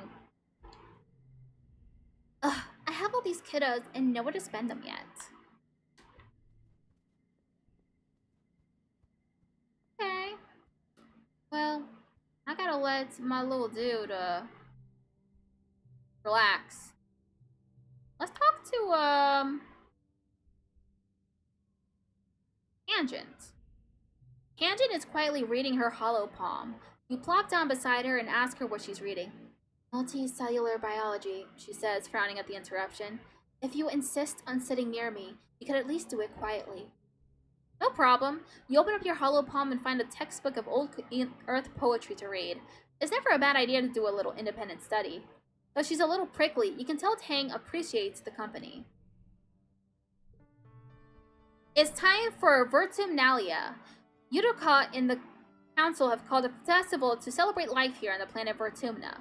Everyone gathers in the colony square to hear Governor Uticot's speech. In Earth's history, Utica begins, and then clears her throat and waits for everyone to quiet down. In Earth's history, Vertumna was known as the god of seasons, change, gardens, and fruit. It's no coincidence that our forebears of the Vertumna Project chose to take on such an auspicious name in the hopes of seeding future bountiful seasons of humanity. We will continue this tradition of Vertumnalia, a midsummer festival to celebrate our Vertumna, this lush planet upon which we find ourselves today. Lap! Everyone cheers and applauds. +5 loyalty. The members of the council all get up on stage one at a time to give their own short speeches. Governor Uticott announces each one. When it's your mother Flulu's turn, she announces that tonight you'll be eating some of the very first crops grown from Vertumnan soil. Your eyes go to the feast table. Aboard the stratosphere, it would have been mostly soy-based food from the nanoprinter, spiced up with what precious fruits and vegetables could be grown in the small growing bays.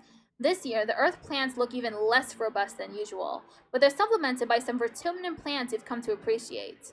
Juicy watatopods and slabs of edible fungi. Uticott takes the stage after everyone in the council has said their piece. What is a festival without festivities? She asks. Professor Howell and Security Chief Red have organized a 3-part competition for the kids. Good luck, children! Which one do I join? Competitions are dumb. Talent show. It's an all-singing, all-dancing, all-talent extravaganza. The entire colony gathers to watch the show up to dinner. First up, Dice plods up to the front of the stage as a pop song starts to play. He just stands there, deadpan, staring into space with his arms at his sides while the singer belts out the first verse.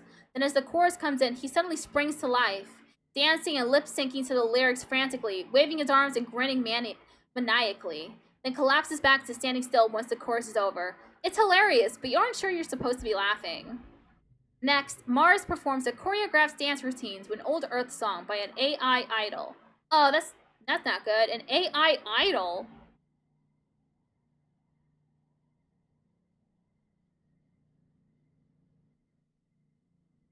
She has light-emitting balls at the end of her hair, which she swings around everywhere in the dim light, while controlling a small floating ball drone who dances with her. It's total overkill, but it is impressive. Your turn. What do you do? A comedy routine, of course, because I'm Goober. Story challenges have 3 rounds instead of 1. After every round, you'll keep the cards you didn't play and unlock an extra slot to play them in. Losing isn't always a bad thing in story challenges. Okay.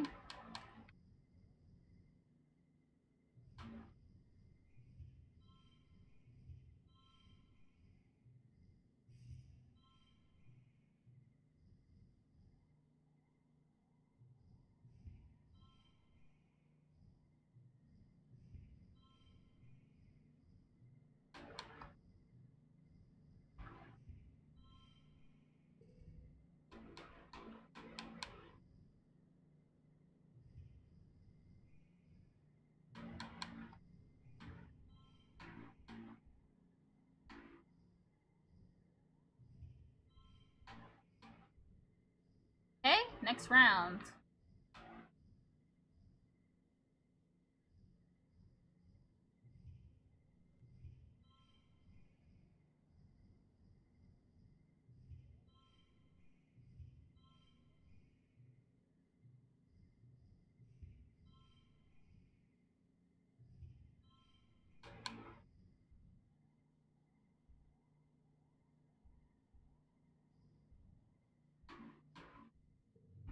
Defeated!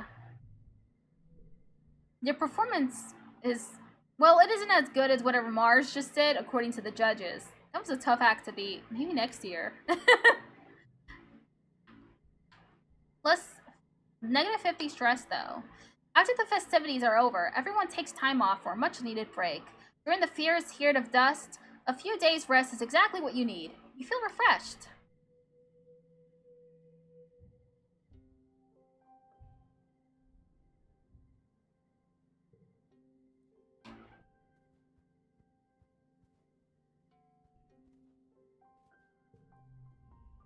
Tangent sniffs the air.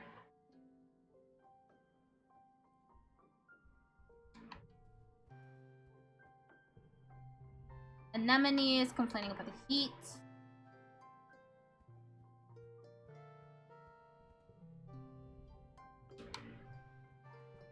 Dice does nothing. Dad does nothing. Cal's mom Tara is sitting with Cal against the makeshift fence that surrounds the gardens. Cal looks absolutely shattered, and Tara rubs his back comfortingly. He sees you and musters up a brave smile that doesn't reach his eyes. Hey, Goober. It's good to see you. And Mars? Nothing. Okay. Just says that our shoes are dirty again. Let's learn.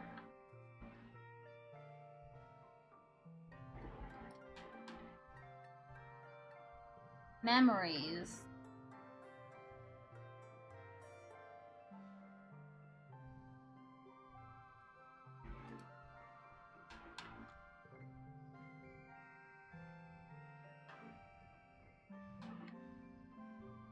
Okay, let's learn. Oh wait, maybe we can like exercise. Yeah, let's play sports ball. Anemone beats you on the court. She's bouncing from one leg to the other in excitement. My brother Com is organizing the youth team, she tells you. Kombucha offers you a high five in greeting, then tosses a sports ball your way. Let's start with a practice game to see what you're good at. You and Anemone are team captains. Pick your team.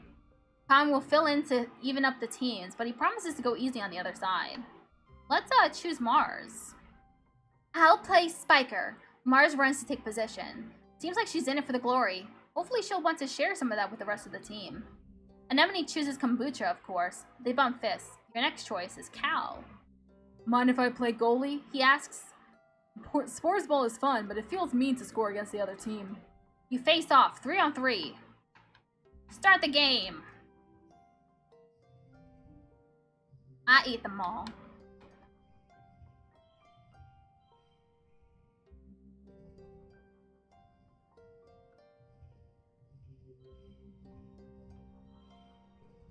And, this.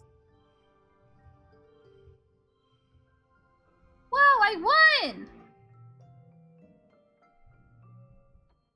No skill changes. Cal makes an amazing jump save, but is winded when the ball hits him in the chest. The score is tied, with Anemone and Com putting the pressure on. Then blam! You score the match point with a rad spike all the way from the net line. Gains memory, playing sports ball. Get to work. You worked well this month. +1 bravery. +2 bravery, +1 toughness, +10 stress. Mid-dust. Late dust. So then I trapped it in my room, Anemone says, telling you all about the bug she saw in her quarters. Its wings were as big as my hand, and it had feelers like, wow! It was bouncing all over the place, like boing, boing, boing! She gestures excitedly, swinging her arms over her head. The bugs here are so big, and they're everywhere. I was gonna give it a tang, she says. She loves gross bug stuff, but she said I should just let it go because if it stung me, I might get weird mutant powers. I mean, other than the one I already have, and I wanted to see if I got more weird mutant powers. So I started jumping around off higher and higher things until I was jumping off the back of the ship. And I got in so much trouble, but it wasn't even that high. She stops in her tracks. Hold on, she says, stooping to rub irritably at her knees for probably the 100th time in the past 5 minutes. I'm gonna die! I bust on my knees and it's so itchy when the scales grow in. Annie, don't pick at it. Chief Steward Antecedent's voice rings out across the garrison yard, pleasant but firm. It instantly transports you back to being in the ship creche, tugging on her skirts and calling her auntie. Anemone jumps and stands up straight, her hands flying to her sides. But Mom, Anemone whines, digging her fingers into her knees as Auntie Seaton approaches you both. It's so scratch-tastically itchy. I know, lovely, Auntie Seaton soothes her, patting down her riotous red hair. But the more you pick at it, the thicker your scales are going to grow in. Anemone tucks her hands in under her armpits to keep from scratching. What if I want to have cool scales? She pouts. Auntie Seaton smiles indulgently. At the rate you're going, I'm sure you'll be covered in them before you know it. No need to rush. Anemone's skin is dotted with patches of protective blue-green scales that grow in wherever she gets a cut or scrape. She rubs the patch in her jaw indignantly, the one she got when she ran headfirst into the food synthesizer back on the ship. Learns an enemy. Augment. What? Okay. Auntie Seaton opens her satchel and pulls out a bundle of clothes. The queue for the nanoprinter is over a week long, so I patched your pants with scraps from your brother's clothing. Please, try not to put any more holes in them. Or yourself, okay? She hands the clothes to Anemone and kisses her on her forehead. Anemone sticks out her tongue and gags. Yuck. Anemone evaluates the clothes and her mom walks away. Galactic, she breathes as she runs her fingers over the odd-colored patches. Then, right in the middle of the yard, she unashamedly squirms out of her pants and pulls on the new ones. Ah! I look like a fire jet from the Hollows, she exclaims, showing off her new pants. Like when they stencil your kill count on your plane. You should be more careful. Anemone sticks out her tongue at you. You sound like my mom, she teases.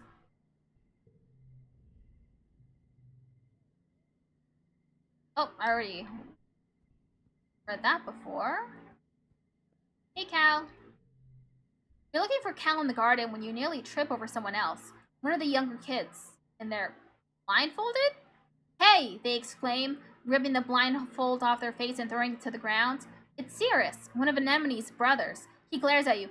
I was almost done! Cal jogs over and grabs Cirrus in a friendly headlock, ruffling his messy red hair. Dude, you were so close!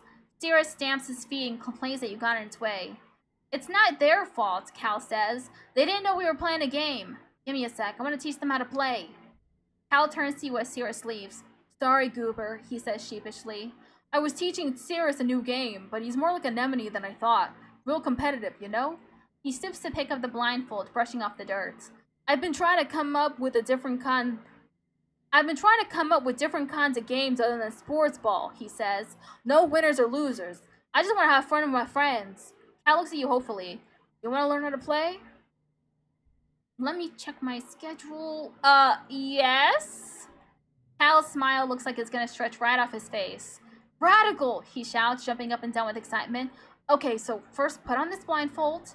The blindfold is a little scratchy and smells like dirt. You can feel Cal's big hands on your shoulders. I'm gonna spin you around, and when I let go, you gotta listen to my instructions. We're gonna walk all the way to the cafeteria, okay?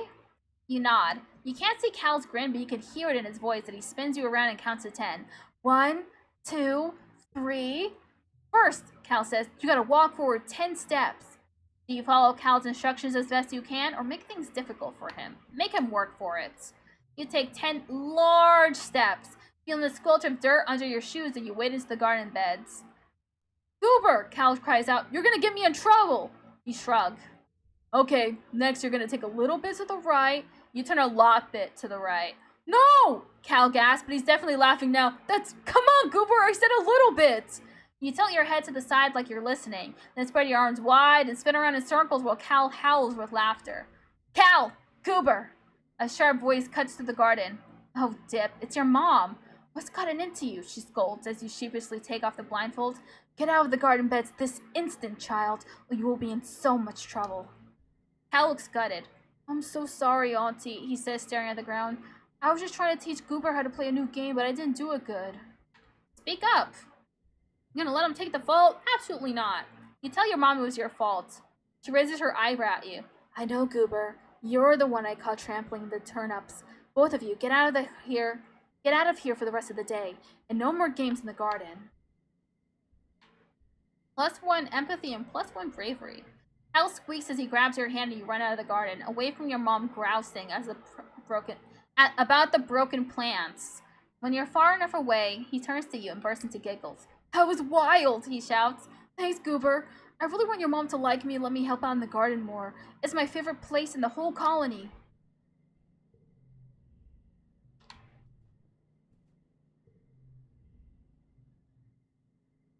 You spot your dad lying on the ground in the soft grass, looking up at the sky. He zooms his hand across his field of vision like a spaceship, then looks over with a dreamy smile. Hey, kiddo, he says. Sometimes I can't believe we're back on solid ground. After 20 years in space, it still doesn't feel real. Dice? Oh, you found me. Dice is adjusting better than you expected to life on the surface. He's already found new places to hide and do whatever he does out here by himself.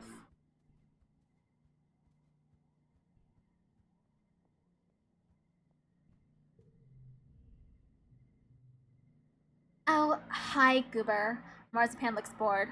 My dad's made me come out to get some fresh air. Don't know what's so fresh about it. It's always full of acid snow or pollen or water, and I don't know which is worse.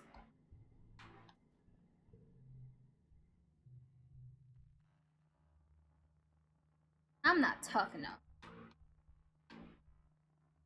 I have 11 out of 100 empathy, 4 out of 100 persuasion, 22 out of 100 creativity, 3 out of 100 bravery, 11 out of 100 problem reasoning, 0 out of 100 organizing.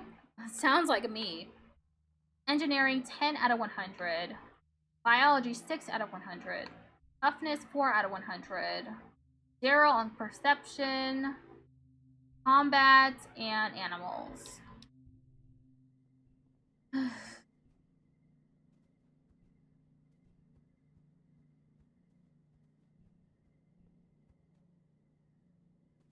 and go learn.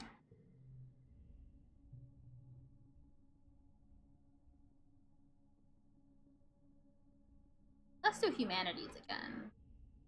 You're doing creative writing in teams, and you're paired with Mars. You wish it was Tang. She always does so well on these. The theme is Earth's natural environment. Mars takes the topic at face value and wants to write about how beautiful everything was on Earth, with blue skies and green plants everywhere, and huge oceans that went forever. It always looks gorgeous in the carefully staged movies you've seen on holovids.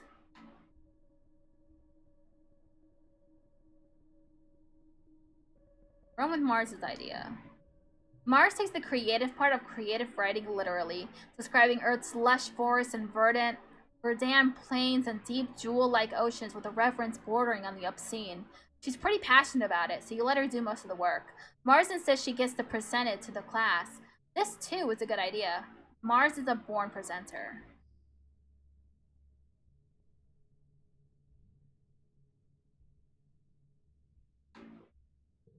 You aren't sure that it's totally based on facts, but it is received well by both your classmates and your teacher. You get a handful of kudos for doing well.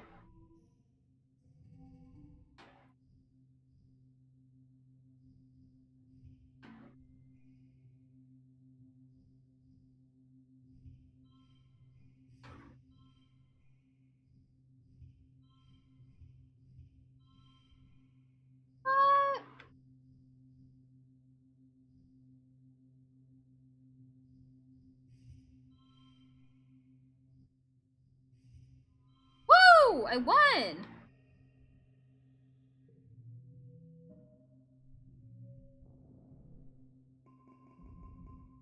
I am so creepy.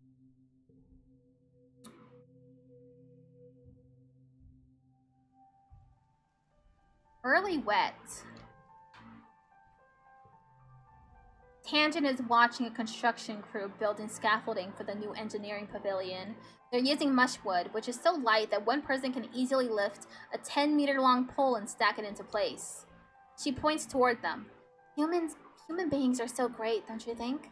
Before we landed, this was all just dirty jungle. Now it's civilization.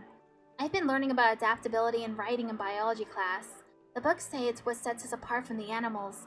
Like, we don't need fur because we can make warm clothes, and if it's too hot, we can make air conditioners instead. Do the animals have neat adaptations? Tangent rolls her eyes at you. Maybe, but even if they do, I haven't seen any sign of intelligent life here. It's just those big, dumb xenofauna. Some animals here are smart and friendly. Tang looks skeptical. They're still animals, Goober. Maybe they're just pretending to be nice so you'll feed them. You're lucky it didn't eat you. She folds her arms. Yorb's moth look cute, but one can eat through a bag of rice in less than 30 minutes. Even an herbivore can be dangerous here. It doesn't have to want to eat you to be able to hurt you. Together, you watch as the foreman puts the blueprints for the scaffolding onto the floating screen of her hollow palm and raises it to the scaffolding to check their progress. I'd like to see an alien do that, Tang says primly. Humans look defenseless and weak, but we're the strongest species in the galaxy. Who else can literally bend reality to their will? Not a stupid alien, that's for sure. She puts one finger to her chin. I'm living proof that humanity is greater than our biology, she says. All of us are, really, with our genetic enhancements. We're the next step in humanity's evolution from great ape to galactic superspecies. I don't like what you're saying. It's kind of eugenicsy, right? It's not right. Hey, stop that. Stop.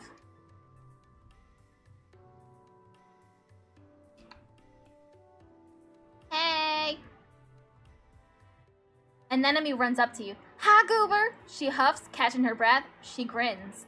On the ship, adults already say no running, Anemone. No running. But outside, there's so much room. I can run for 5 minutes in one direction. Even more after the roboplows clear the land for farms. Okay, cutie. Hey, Cal. Never mind. Hey, Dice. It's pouring rain and everyone's trying to stay dry under the grass-roofed palapas. Everyone except Dice. Off in the distance, over at the wall near the sports ball field. Definitely sulking. Tell someone? Just ignore him. You tell Security Chief Red that you saw Dice up to no good around behind the garrison. He's too distracted trying to put buckets under various leaks in the roof to pay you much attention. Thank you, Goober. I'll check it out later, he says, waving you off. If there's a danger to the colony, one of the lookouts will catch it. You're not so sure. You know Dice. He's very good at hiding when he doesn't want to be found. Dice is listening to his hear speak, completely ignoring you. You put yourself in his field of vision and he scowls. What do you want? Leave me alone.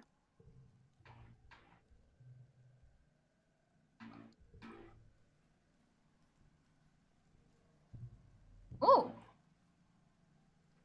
I picked up something. Never mind. Hey, Dad. Nothing. Hey.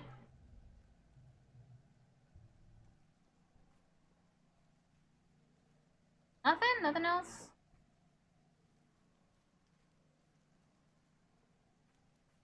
Oh, have I talked to Mars yet? Nothing.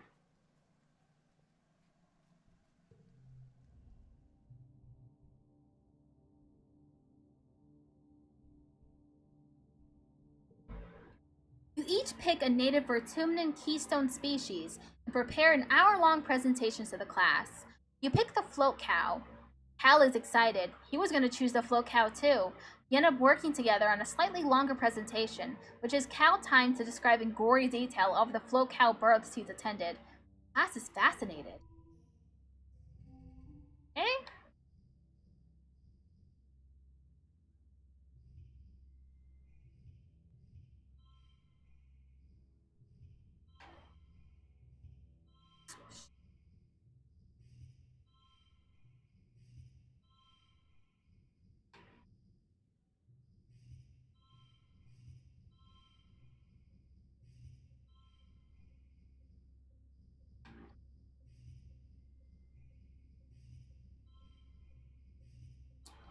Damn it.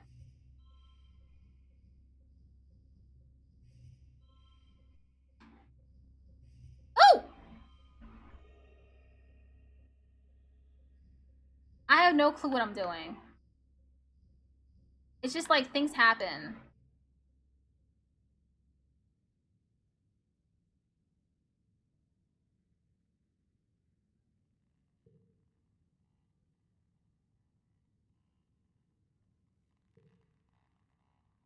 Increasing from left to right. Oh, okay. The more cards in a flush, player, or straight, the higher the bonus added to your total. Okay.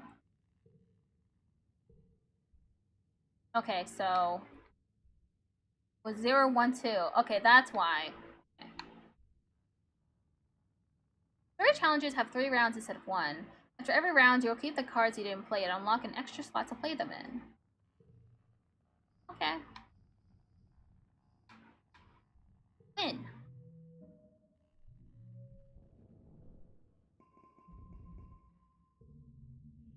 You're having a terrifying familiar dream. A monster crashing through the walls. Unfathomably large, every part of it wriggling and moving and searching for something. It tramples through the colony as you watch helplessly. Time shifts to the wreckage of your home. You're picking through it, looking for something.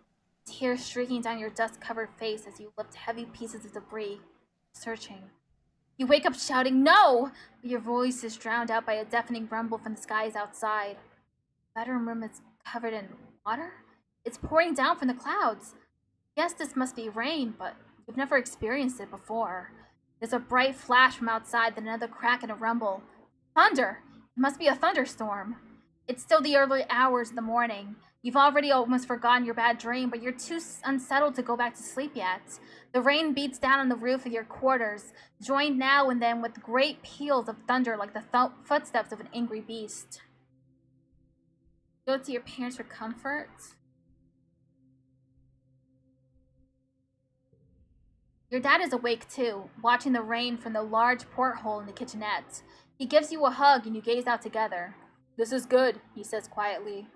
"It means we'll have plenty of water from the crops. Pure, healthy water, just like on Earth. Everything's going to be okay, my little potato." You hug your dad tight and hope he's right.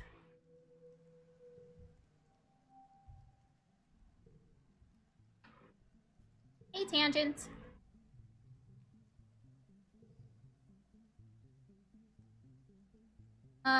She likes biology, right? Give it to her. Thing shrugs. She'll probably just keep it. I don't even know what I do with it. When he insists she keep it, she shrugs again. Sure, maybe they'll find a use for it. Damn, she didn't even like it. Fuck. What a waste.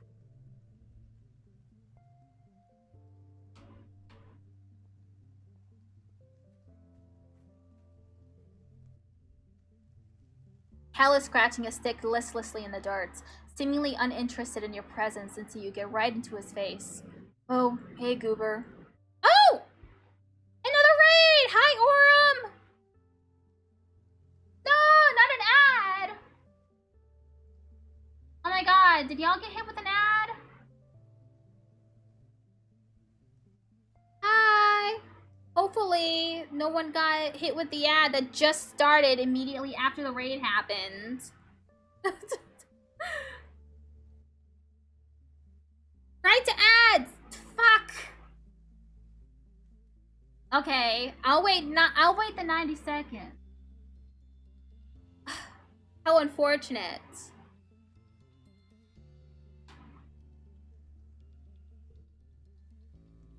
Ah!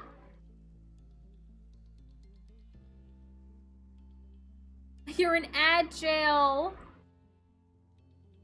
No!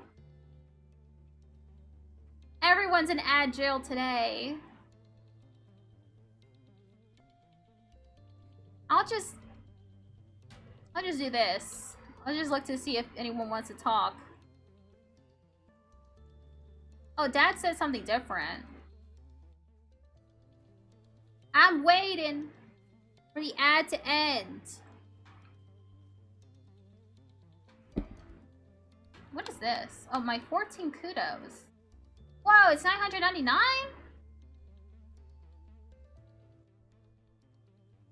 Okay, ad break is finishing now. Hi, everyone. Sorry about that. Sorry, Orem. How y'all doing? Having a pretty fun time with this game. If anyone stuck around after the ad break, I really appreciate it. So the rundown for this game is, so we are a child. I name us Goober. We use they them pronouns. We have blue hair, of course, and we're on an alien planet with our family. We're all colonists. Just, you know, learning, exploring, creating a civilization on this alien planet. We got some friends. We got Tangent here. We got Anemone. We're all like genetically enhanced. I have extra fingers. That's so on brand. I was also playing a game where you're an alien. That's great. But we're humans. But we're just on an alien planet. This is Dice. This is Cal. This is Daddy and Mommy. Honestly, not much has really happened yet, besides one of our other children friends, Tammy. She tragically died in an accident. Everyone's still a little bit in mourning. I think we're still 10 years old. And I'm just like developing skills, going through the story. This is also a deck builder. So we're also like, we collect memories from life experiences, and then we play like a card game at the end. This is Marzipan. Mars scowls from under the protection of a transparent umbrella. Absolutely not, she pouts. Do not even ask me to do anything. If my hair gets wet, you're soy meat. Oh yeah, I forgot. Dad said something different. I get it again? Your dad takes a big breath of air. This is real living, he stands grandly. Sometimes I wake up thinking we're still hurtling through space in the strato, and I'm just so jazzed when I remember we're here, on a real planet. He slaps me on the back. Never take this for granted, kiddo. Okay. We're not that stressed out, so let's learn again. Study humanities. Hal has been called away for a council meeting today, so Congruence is filling in. She tells you that today you'll be learning about the history of capitalism on Earth. Oh, capitalism, huh? Fun. You mean why humans used to have nice things and now we just eat mashed trivet and soy cakes? Mars said smugly. Please. Earth humans might have messed everything up, but at least they had style. Ever patient, Congruence ignores Mars's contribution and projects a holovid into the classroom. A solemn woman in weird clothes identifies herself as Haven Constance Odenheim, an educational designer for the Vertumna group, and tells you that the following experience has been created specifically to teach you, the third generation of the group, about the largest contributing factor in Earth's destruction, capitalism. You and the other students exchange worried looks. You spend the day in an interactive experience that covers the history of capitalism, from market feudalism to its transition to colonialism, then its major phases like industrialization, mass production, and corporatism. It ends with a discussion of how it collapsed in the late 21st century as wealth inequality and environmental concerns finally weakened its hegemony, along with the planet itself. Hey bud, saw you were playing this game, love this game, so much fun. Hard to get a good ending though. Oh, that's sad. Hello, Silverty Fang. Thank you for stopping by. I appreciate it. I'm only 2 hours into the game so far. Having a lot of fun. Unexpected. Was not expecting for the way that it started and for the way it's progressing so far. Pretty interesting. It's just more weird cult stuff. The educational experience tells you that, despite being regarded by many as simply an economic system, capitalism had been responsible for more violence on Earth than any active war. From its very beginning, since the colonial powers spread mercantilism across the globe, it required a constant supply of people to exploit through any means necessary. It took centuries for people to realize how horrible capitalism was, once people could no longer hide from its racist, colonialist history. It goes into some fun storylines. Ooh. Encouraging. I was told that this game's gonna make me cry. I'm still waiting for the tears to start. Better not disappoint. I better be sobbing. You're partway through the lesson when Cal realizes the parallels. But we live in a colony, don't we? Aren't we colonizing Vertumna? Isn't that wrong? Of course not, dummy, Mars reasons. There aren't any people here to take the land from. Just a bunch of animals. Let's kill all the dumb animals. You will cry if he gets into the characters. Oh. Oh no. The tears will start once. Once they start, they will never end. Oh. Animals count too. Cal nods in agreement, but Mars is not impressed. I squashed a Dorb's moth the other day, she retorts. Are you gonna put me in future jail for money crimes? Yikes, Goober. You should just lock yourself in your room if you're so worried about hurting the environment. Tangent watches this exchange silently, but turns her head and doesn't meet your eye when you look at her. Oh my god! What's wrong?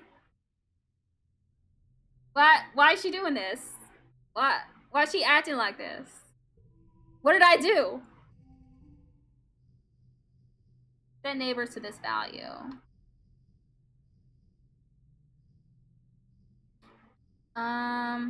Shit. 2, 1. Oh yeah!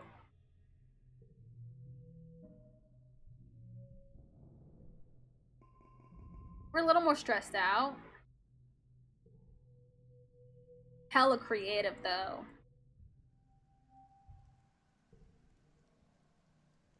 Hey, Tangent. Never mind. Hey, Anemone.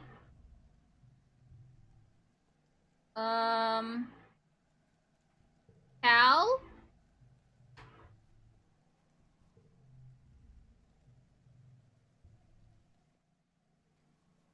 Dad? Call me a gooseberry again.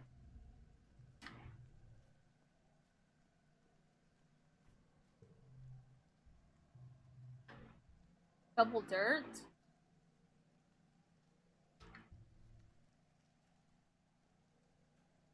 I don't want to work yet. I'm a kid.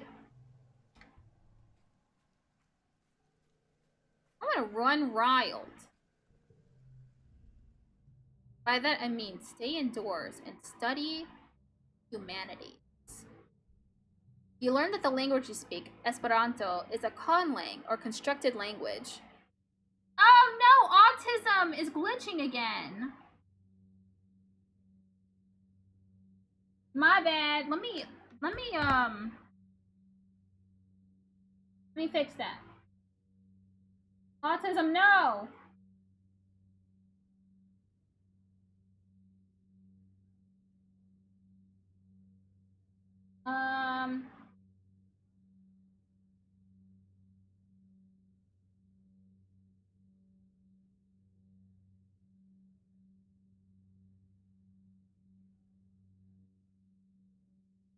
I don't know what happened. Autism fist bump. Hell yeah. Unfortunately, it's broken. Let me move this out of the way so that people don't get hurt looking at it. I need to fix that again.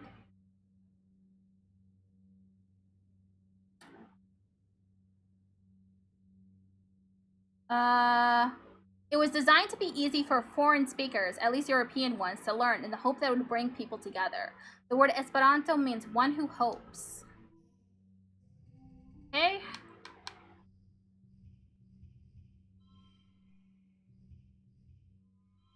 We did it again, folks. I hate to raid and run, but I gotta get ready for bed since I got work in the morning. I always assume people just like when they raid, they immediately leave. I always assume that, so it's okay. Have a good rest.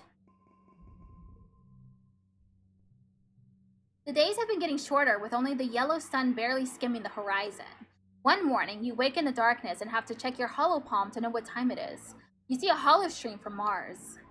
Good morning to all my pals, if you can even call it morning. They named it glow season because, like, everything is crazy glowing out there in the dark. I am sticking the heck inside for the next month. What's the point in even going out if you can't see anything? It's going to be a long, boring month. Yeah, hella dull. You give Mars' stream a thumbs up and peek out the window. The wormhole looks huge out there, and everything is spooky and glowing. No Peruni, that's way sketch. You'll be staying close to your quarters, thanks. After Mars' message is unnoticed from the council, warning everyone to stay safe inside. Tammy's dad and the other surveyors have been called back and the gates closed for the month. There's a tension in the air, as if everyone is waiting for something.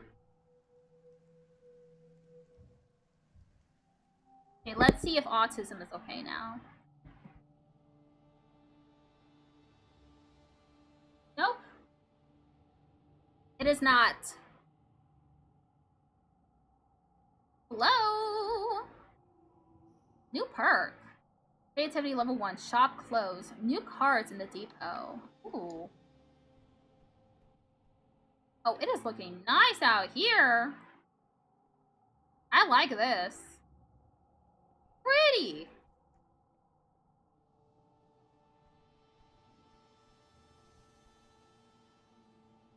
Hey, Anemone.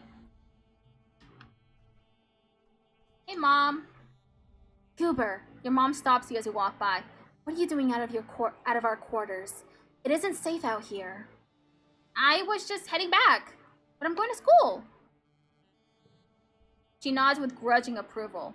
Fair enough, she replies. Stay close to the stratosphere, got it? You don't know what's out there this time of year.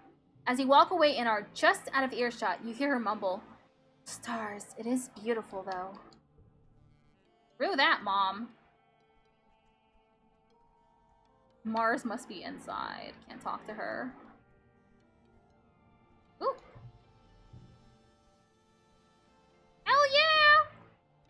Cha-ching, am I right?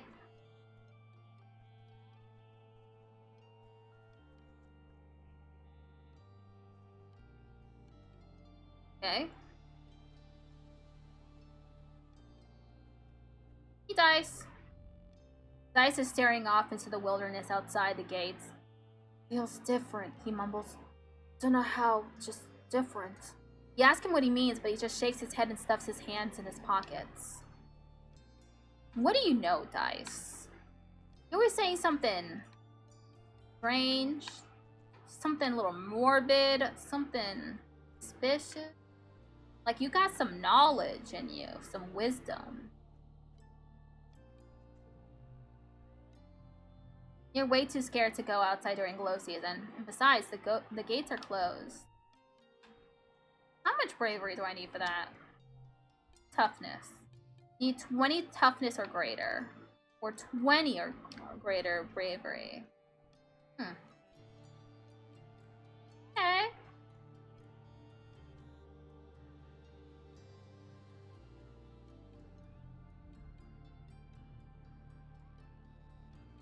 Let's study life sciences.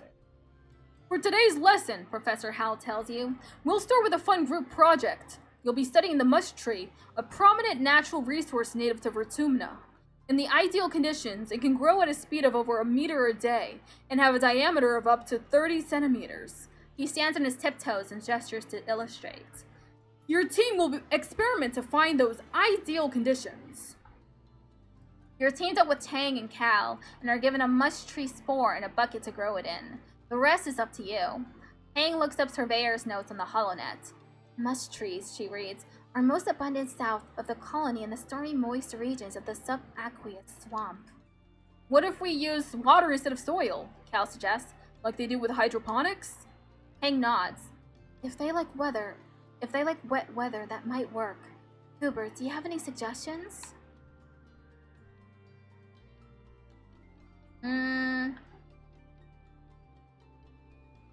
Lower the water's pH?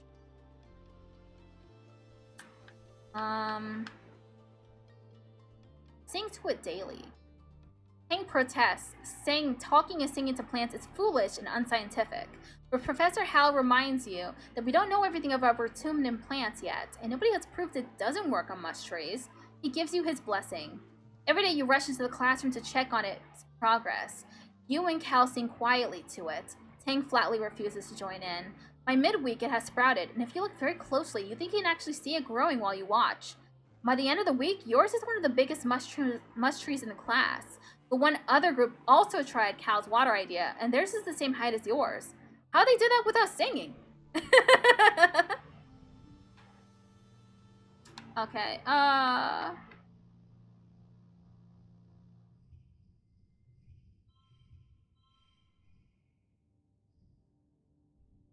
oh, shoot.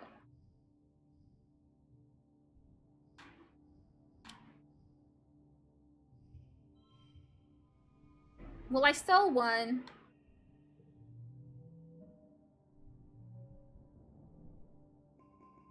Guess, should chill out. It's daytime when the emergency sirens start up. Well, what passes for day. It's still nearly pitch black except for an eerie green twilight glow in the horizon. You look toward the gates. They're open. Wait, they shouldn't be open. The alert blares out of every speaker in the colony. It's the same one you used for hull breaches and fires. And in space, it meant you were supposed to go to the nearest emergency shaft and put on a spacesuit.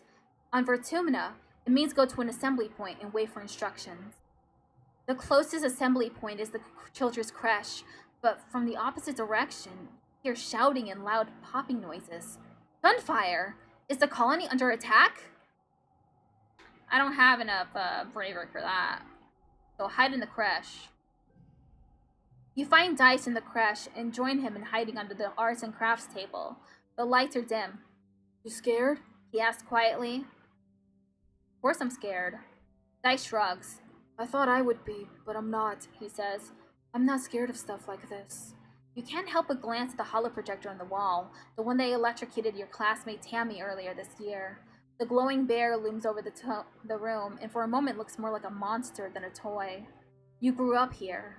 It feels weird to be hiding here like you're just little kids again. You hear more gunfire and yelling. Within half an hour, they play the all-clear tone. Chief Surveyor Tony comes in to let you know it's all safe now as the lights come back on. You glance at the hologram teddy bear again. Tony was Tammy's dad. How can he be sure it's safe? How can he be sure anything is safe? You're relieved when your parents arrive with an ashen-faced Cal. They won't talk about what happened at Geoponics. After 2 weeks of darkness with the blue sun barely skimming the horizon, it begins to move higher in the sky and daytime returns. The council admits they don't know how the gates were opened, or how the creatures got in. Some of the attacking creatures were once thought to be docile. Others were species nobody had seen before. It was like something had driven them to assault the colony. At least nobody was killed this time. Ooh.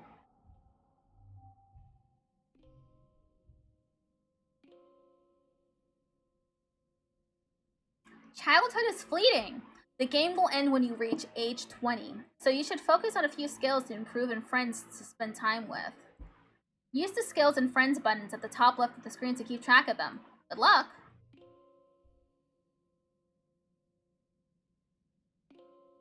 I'm very creative and persuasive.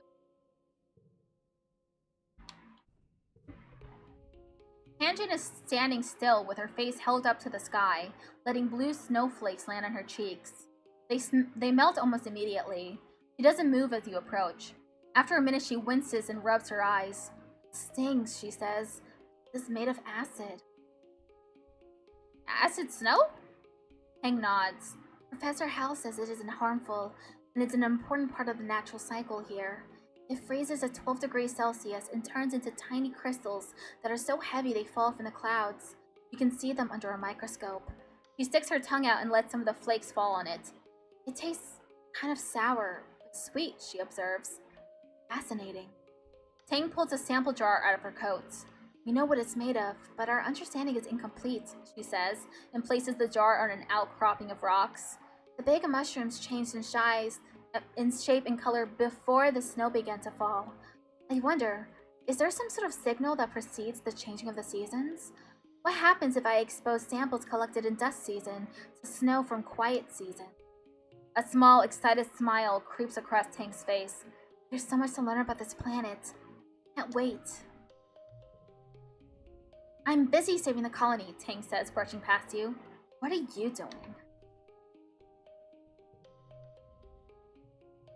Anemone holds her palms up to you excitedly. Goober, look! Her palms are covered with a collection of scrapes and blue flaky scales. I'm getting tougher every day! Dice sits before a collection of rocks grouped by color and texture. As you watch, he takes another rock from his pockets and stacks it with his kin. He looks up at you. What? He says flatly. Never seen rocks before? Want this? It's a crystal cluster. You seem to like rocks.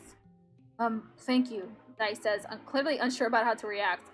I'll, find something to do with it. Well, okay. Doesn't really like it. Wow, you're getting big. Hal is scrubbing his hand to the water barrel, trying unsuccessfully to get all the dirt out from under his fingernails. It looks like a lost cause. Cal's hands have been dirt-stained probably since you landed here. Stupid, Cal mutters.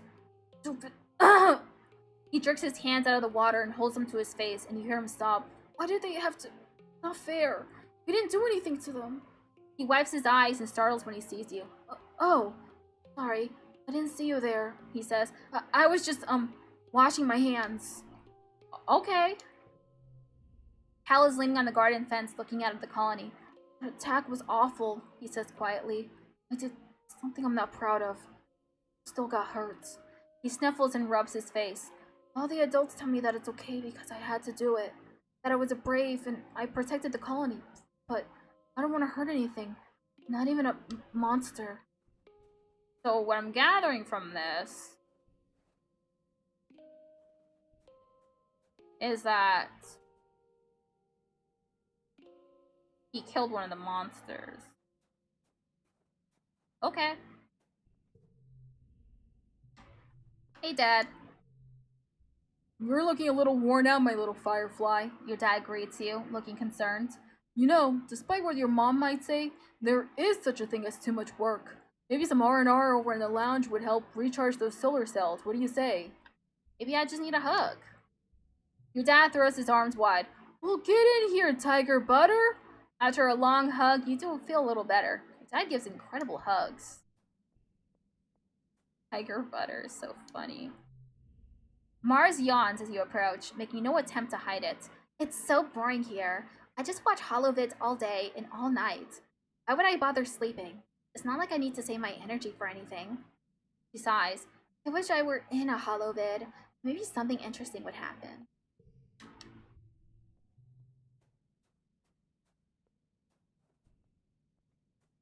Yeah, gotta go chill out.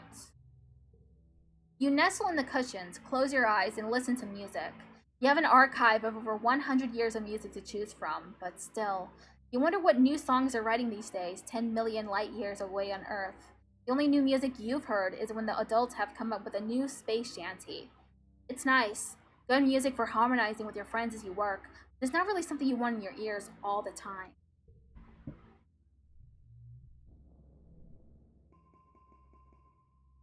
What do I want to forget? Discovering. So much has happened in the last month since the monster attacked during Glow. The idea of this planet as a peaceful utopia has been shattered. The security squads are training new members and keeping close watch on the gates now. They're reinforcing the walls and even installing a few robotic turrets. In class, you have drills on what to do if the colony is attacked again. In all the excitement, you forgot today was your birthday. My birthday isn't today. Not looking forward to it. Your parents haven't... Wait. Almost one day. Your parents haven't forgotten. They wake you up early with enthusiastic shouts of surprise! A Vertumnan year is only a little longer than a year on Earth, so you've taken up his calendar for birthdays. Yours is in the second month of quiet. Spark snows drift slowly past your porthole window as you snuggle with your dad.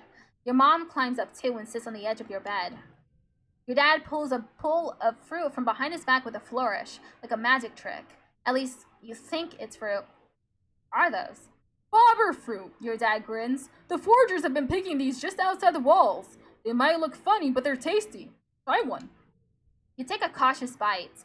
The pulp is soft and tastes a bit like lemon, only more blue. I bet you can't wait to join the surveyors out there, your dad says wistfully. Who knows what else you'll find? Goober is not allowed outside the gates, your mom interrupts, her voice sharp. It's too dangerous for kids. Well, I know, but eventually, your dad says, but your mom cuts him off again. But not now, your mom replies. Not since the attack. Not with everything we know is out there now.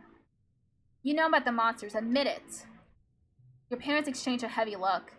The surveyors knew there was something dangerous out there we hadn't encountered yet, your mom admits after a guilty silence. But we didn't know it would attack the colony. We thought if we closed the gates and stayed inside, it wouldn't see us as a threat. We didn't want to scare everyone, your dad adds. It was just a precaution. Even still, your mom says, it's clear that everyone should know how to defend themselves if it happens again. To be clear, this includes knowing when to run away, your dad adds. Security Chief Rett's offering self-defense lessons at the garrison, you know, even for kids. If you're interested, you should drop in sometime. Your mom gives you a stern look. And I've heard stories of kids sneaking outside the walls, she says grimly. If I catch you doing that, I'm going to put a chip in your ear. You laugh. What a good joke. Your mom doesn't laugh. I'll do what I want. This argument does not win you any favors with your mother.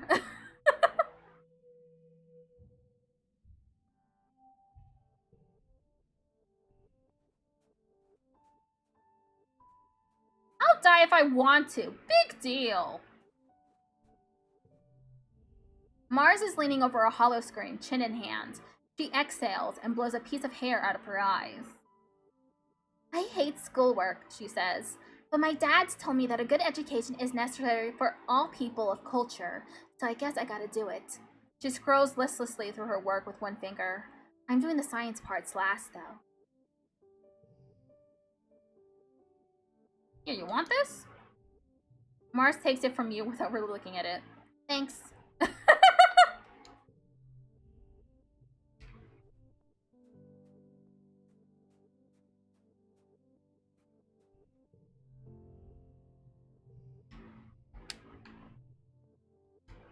Anemone? Nope. Okay. Dice?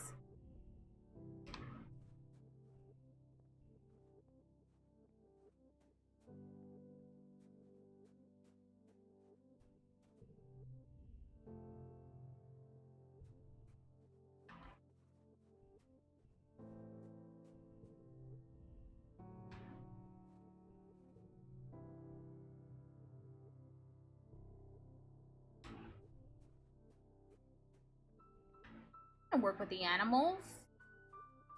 What the hell? Okay, well. Let's, do humanities. You're bringing supplies to medbay when you see something unusual. Tangent curled up on a bench, her head pillowed on a rolled-up lab coat. She's fast asleep. You stop and stare. You never see Tang sleeping. She's always so busy. You're surprised she even has time to nap. You turn to leave her in peace when you bump into Anemone. Wow, Anemone says. She hardly ever sleeps. Like, just a couple of hours a night. Is she sick or something? You look back at Tangent, snoozing peacefully. I'm so jealous of her genetic enhancement, Anemone says, rubbing at one of the scales sprouting on her jawline. She hardly needs to sleep at all. She's probably staying up all night studying for this morning's history test. There was a test? Me, I flunked it, Anemone says matter-of-factly. No biggie, though. If I didn't have to sleep, I'd probably play games instead of studying anyway. Tang's hollow palm beeps a soft alarm. She sits up and stretches, looking totally refreshed and alert. She sees you watching her and looks annoyed. Just a power nap, she says. No reason to gawk. God, I'm jealous too. As you get older, challenges can have conditions. The challenge suit, social, mental, or physical, determines what conditions can appear and which decks will work best. Try to collect social yellow cards if you want to win battles for social skills. Okay.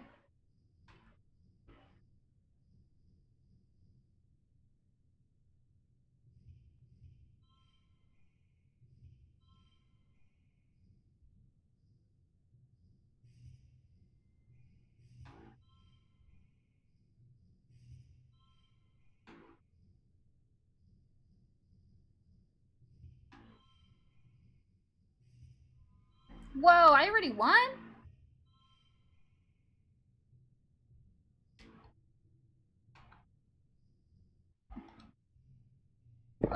How do I get rid of this card? Oh.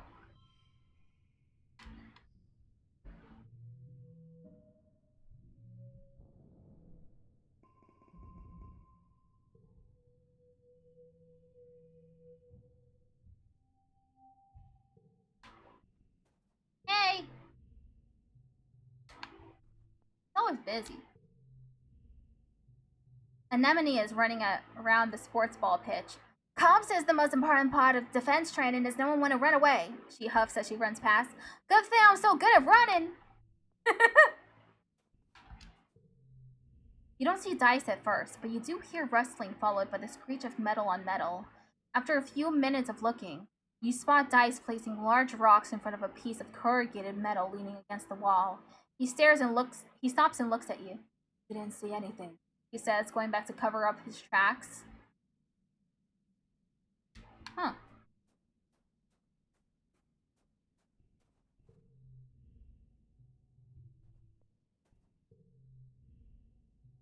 You learned at a young age not to sneak up on your mom. She's jumpy and gets kind of mean if someone surprises her. That's just how she's always been, and you never questioned it. You always make sure to walk a little more heavy when she hasn't noticed you yet.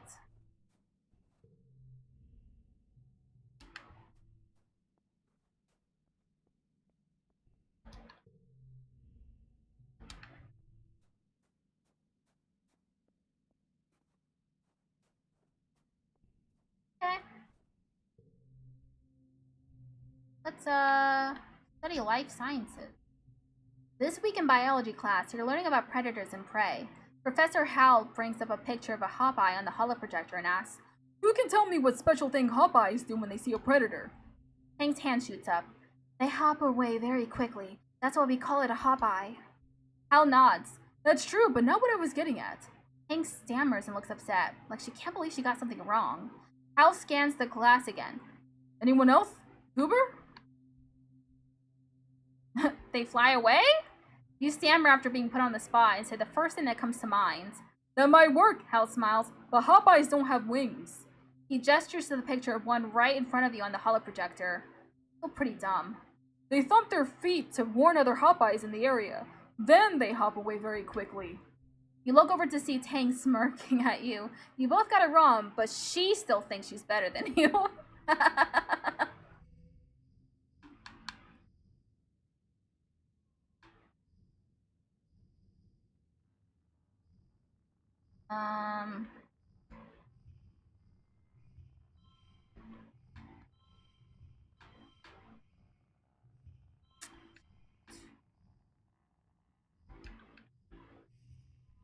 Whoa!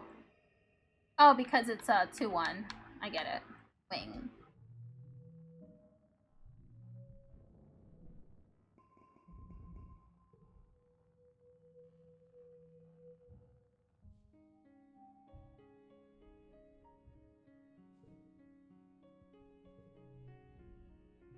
Oh, good, Tang says, barely looking up from her microscope. Another thick gold cream coming to interrupt my work. What do you want? Dude, why are you so mean? For no kind of reason, too. What did I do to you? Anemone holds her palms up to you excitedly. Oh, never mind. You already said that to me.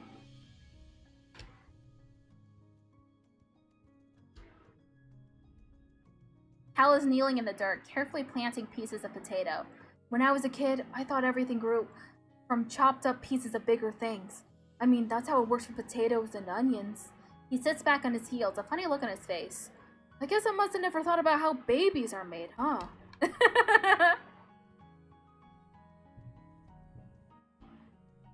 You meet your dad adjusting a watering pot in your mom's flower garden. He's having a sneezing fit, his eyes runny and red. You're alarmed. You've never seen him look sick before. People were hardly ever ill in the stratospheric, except sometimes when the zero-G rooms made them queasy. Not to worry, my little beanstalk, he says nasally. I'll be fine. It's just this pollen making my head a little stuffy. He wipes his nose with a handkerchief and looks around. Everywhere you turn, the air is soupy and tinged with pink from all the floating pollen. On Earth, your dad says, we used to call this hay fever. Even though it had nothing to do with hay, your mom cuts in carrying a large bouquet of flowers. The native flowers seem to be in full bloom this time of year. She buries her nose deep in them. And they smell fantastic. Your dad smiles kindly and agrees that they sure are beautiful. Then he blows his nose loudly. Tell them you're scared of the pollen. I'm so scared. Your mom sighs. Goober, life in Vertumna is going to be very hard if you let yourself be afraid of everything. Your dad cuts in. It's okay, kiddo. It's just how plants reproduce. The pollen might make your eyes itch, but you'll be fine. Your dad's eyes look so sad, but maybe that's just the allergies. Hey, Goober. I know the last few weeks have been very hard for you. This might be a good time to relax and stick around in the quarters wing.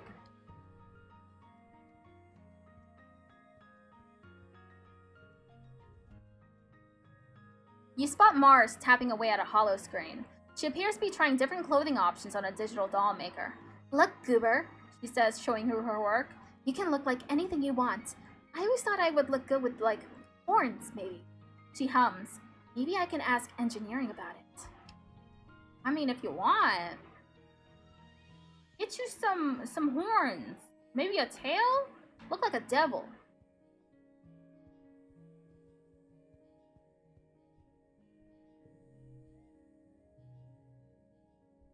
Let's do engineering. Using Congruence's HoloNet scheduling system is almost a test on its own. You feel like a hacker navigating the confusing interface, but manage to add your name to the list of drop-in students. You're now eligible to join Tangent and some of the older students in engineering classes. And now, Let's study engineering. Professor Hal rubs his hands together as he waits for the class to settle down. He's in a great mood. This must be his favorite subject to teach. If biology and chemistry are the wet sciences, then engineering must be a dry one. But believe me, this class definitely won't be dry. He winks. It's weird. We'll also be learning math, physics, computing, robotics, architecture, and astronomy. Tangent raises her hand. Will we also learn about nuclear engineering? She asks. Professor Hal nods. Yes, at a beginner level. We'll have an overview of atomic theory and take a field trip to the engine room to learn how our ship's nuclear reactor works to power the colony. Cool.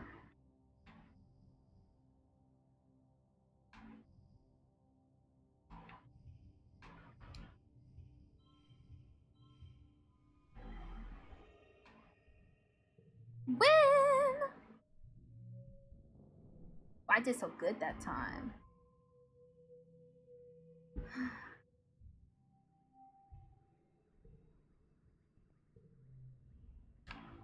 Okay. You don't want to talk. Anemone's just getting tougher every day. Dice is perched up on a big rock, silently watching the forest. He barely moves as you approach.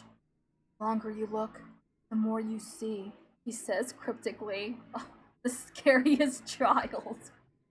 Here, you want this? Wow. Dice is uncharacteristically excited about the roots. They're so colorful. I've never seen roots like these before. What plant are those from? Hey, he liked it! +2!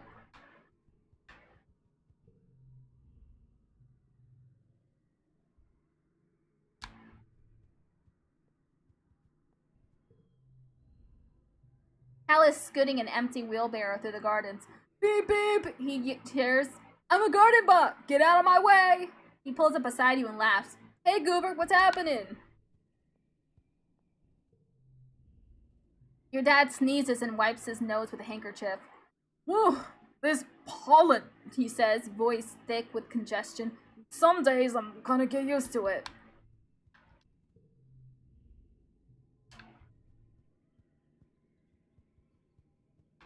Let's do something fun. Oh wait, let me go talk to Mars first. Mars is watching her holoscreen intently. She shushes you before you can get a word in. They're about to kiss! Mars hisses, barely giving you a second look.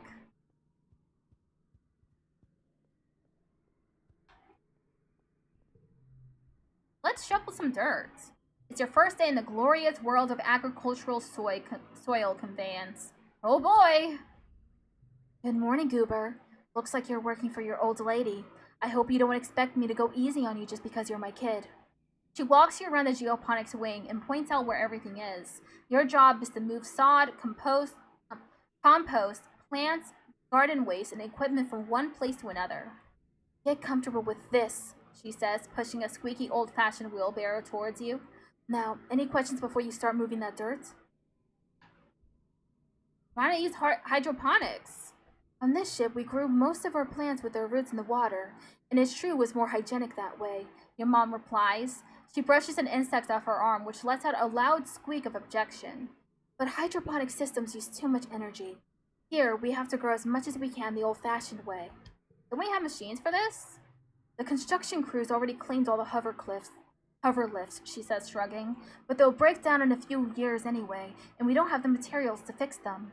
She grips your forearm. We're planet-side now. Use your muscles. Nature's hydraulic pistons. Where do I move it again? From over there, she points to a dirt pile, to there. She points to an identical pile 10 meters away. She sees your confusion. We had some very precious soil from Earth on the ship, full of all the nutrients and bugs and bacteria our plants need to grow. But it was lost, she says. She sighs. In an accident. And we had to make more from scratch using bitumen and soil. This is part of the process. Let's get to work. That's my kid, your mom says, slapping on the back. You stumble a little. Your arms start to ache after the first half hour of work, but you keep going. By the end of the month, you feel utterly drained and exhausted. And good somehow. You can feel your muscles growing already.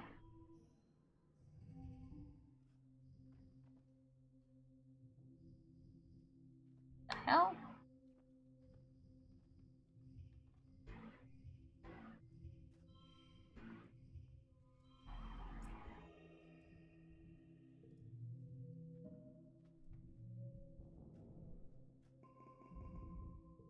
I'm so tough now. You're finishing breakfast in the common area when Marzipan struts in. Look at you, eating cereal, she says, turning her nose up at you. I'll bet you don't even know what day today is. You're right, I don't know. Your birthday? No, you dummy, she exclaims, swatting your shoulder. My birthday is in the first month of wet season. You better remember that. Today, she announces to the room, it's St. Valentine's Day. Dice and Cal wander over to hear more. Back on Earth, Mars explains, it was a day when everybody had to give their best friend a gift, especially sweets. And then you put the sweets under your pillow, and it makes you dream about who you're going to marry. And there are decorations of hearts and arrows and pigs. Cal laughs. Pigs? We don't even have pigs here. Before Mars can answer, Dice snorts. This is dumb. Marzipan just made it up to get free candy. He rolls his eyes and walks away. As he leaves, Mars shouts at his back, well, nobody was going to pick you anyway. You stink. I know who my best friend will be. Mars bats her eyes jokingly. Oh, really? Who could it be? She asks playfully. I'm going to tell all the other kids about it, Mars says. So you go around and find your best friend and give them a gift. She points her finger at you. Make sure you do it by the end of the day or it doesn't count. And if too many people want to be my best friend, she adds, I'll hold tryouts for the position. It's only fair. She tosses her hair over her shoulder and laughs. Okay.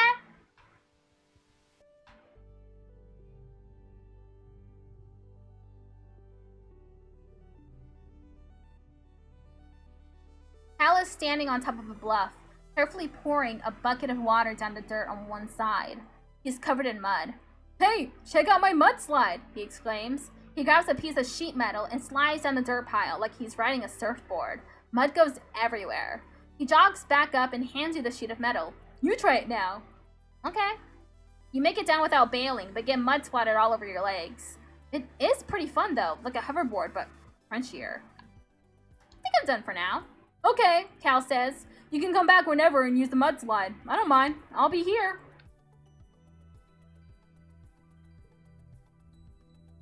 Hey, wanna be best friends? You find Dice watching the jungle through a gap in the fence, caking the dirt with his toe. He's quiet when you walk up. He must be in one of his moods. Watch with him. You sit and watch the jungle with him for a while. You ask if he's ever been on the other side of the fence. Dice nods quietly. A few times, yeah. There's a way through behind the garrison building. You both sit in silence again for a long while, until he breaks it by saying, It's really nice out there. Wanna be best friends to annoy Mars?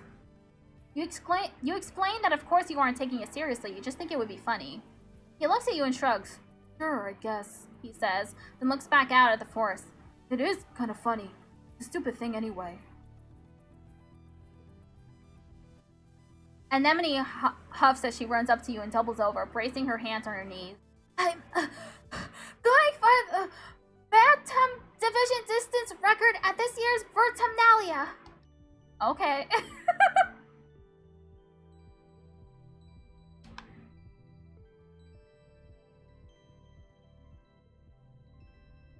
Mars is in a huff. Ah, because you didn't pick her for Valentine's Day? Seems like nobody picked her. She crashes her arms and scowls at you. I can't believe you chose Dice over me?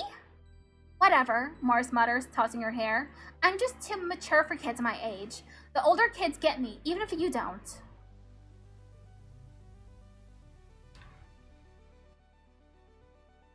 It's okay. Let's, study engineering again. Hi, kids. The ship's onboard intelligence, Congruence, glides into the room on her sealing track. And the class cheers. Congruence is so cool. She's like a person, but also a machine. She knows a lot of jokes and can tell you anything about space. She never gets bored or frustrated by your questions. You all know me, she says. But I'll bet some of you have questions about how I work. What do you want to know? How do you know so many things? My brain is big, she explains. It's just enormous, really. Much bigger than this little monitor you see. And it's connected to the ship's HoloNet. So anything you can look up on your hollow palms, I just know. What's your job? Hello, Silver D Fang. Welcome back. Thank you for the raid. Pirate raid. Arrgh. I think I might add in... Oh, thank you for the follow. I think I might add 30 minutes the timer, actually, because, you know, I actually don't want to stop playing this game. How far have I gone? Silver rating how to avoid punishment. Hello, Blue Fox Overlord and Brime VT. So far I'm in, we are 11 years old. Let's see. Tammy has died. There was, some creatures broke in through the gates or something. There was Valentine's Day. We just finished Valentine's Day. I picked Dice instead of Mars because I want Dice's knowledge. He seems to know a lot of shit that no one knows. Did some pay the... Oh, so there was a wheel?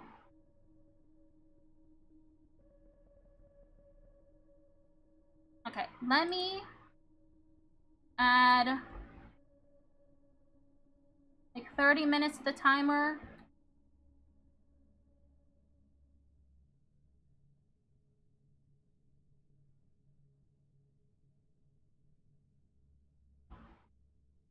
$32 minutes.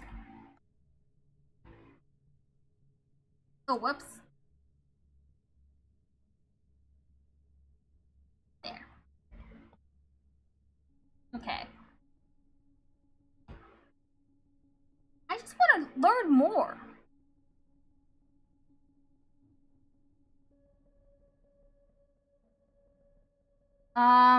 We are in engineering, learning engineering. What is going on with my redeems? Thank you for the hydrate. I was about to pick up my gallon of water, so that was great timing. I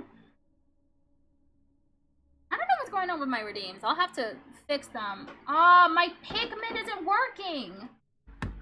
Yeah, there's something wrong with my redeem. My pigment!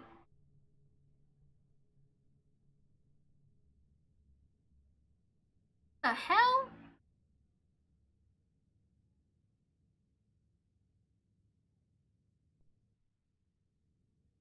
I don't know what's going on.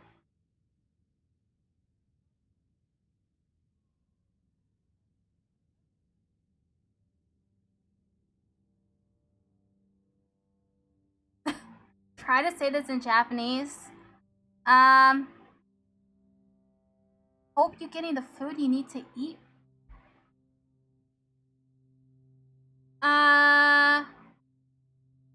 How do I... You broke the stream?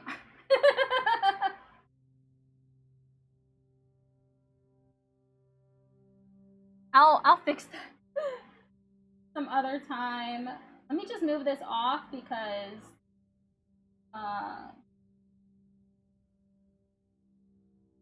I don't want people to get a seizure looking at that. Okay, let's see. How would I say that? Usually people just ask for like simple words.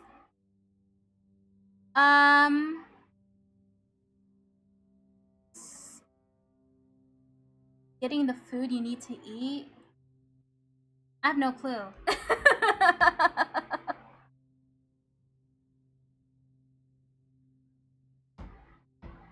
could try and like too much.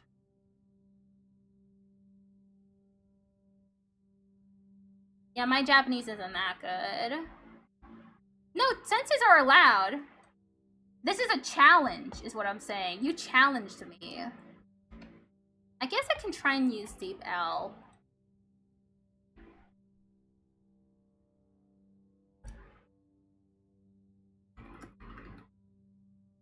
I guess I can say, I hope you're getting food.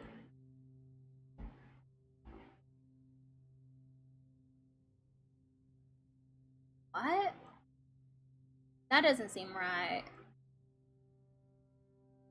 Hope you're getting food. 食事は取れているかな?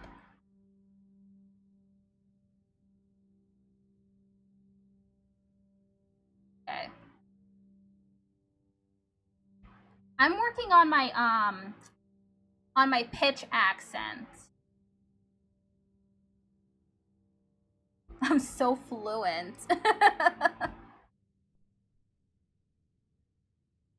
Nihongo jozu.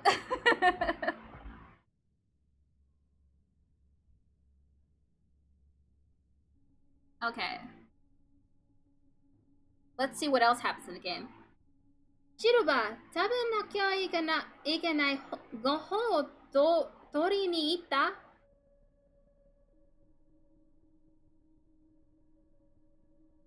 食べなきゃいけないご飯を取りに行った?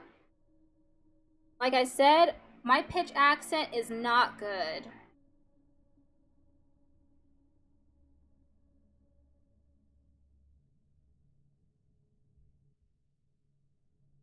Oh, what's your job? Well, right now, part of me is showing animal videos to children in the creche, and part of me is here teaching you, but most of me is monitoring the engines which give us power and the life support systems that make it comfortable in here. It's better than mine, which does not exist. It's tough. I found a guide on pitch accent like a week ago, and I've been trying to incorporate it, but oof. It's like I just have a hard time with pitch in general with my voice. But I've been going through my kanji memorization, and I have so many reviews. I started with 1,300. Dogen has a YouTube channel. Yeah, I think the pitch accent guide I was looking at actually linked to Dogen's channel. That was like, this is a really good guide on pitch accents. So I'll probably click into it one day. Night, bud. Night, night. Thank you for the raid.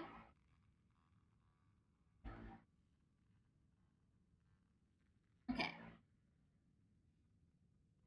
I have 800 reviews.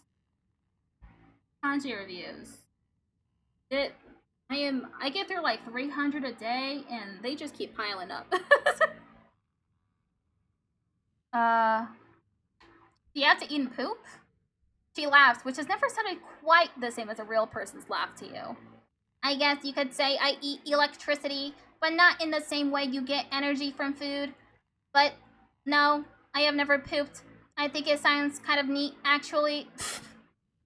Kanji? Yeah.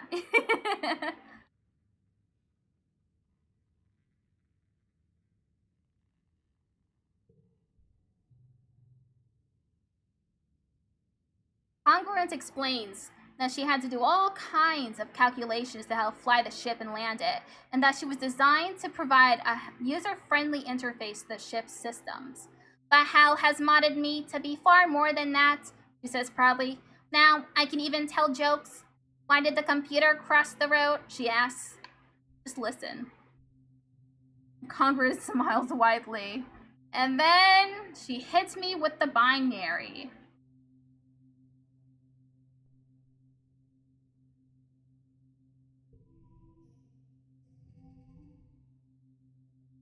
Thank you for the lurk. And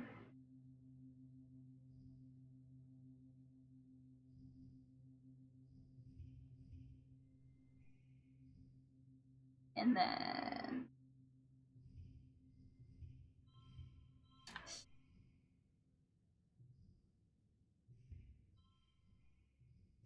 oh yeah! Look at that. Sweet.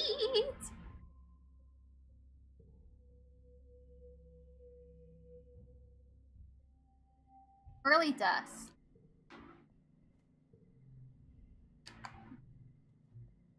You need a break soon? Oh yeah. Absolutely do. Need a break soon, huh?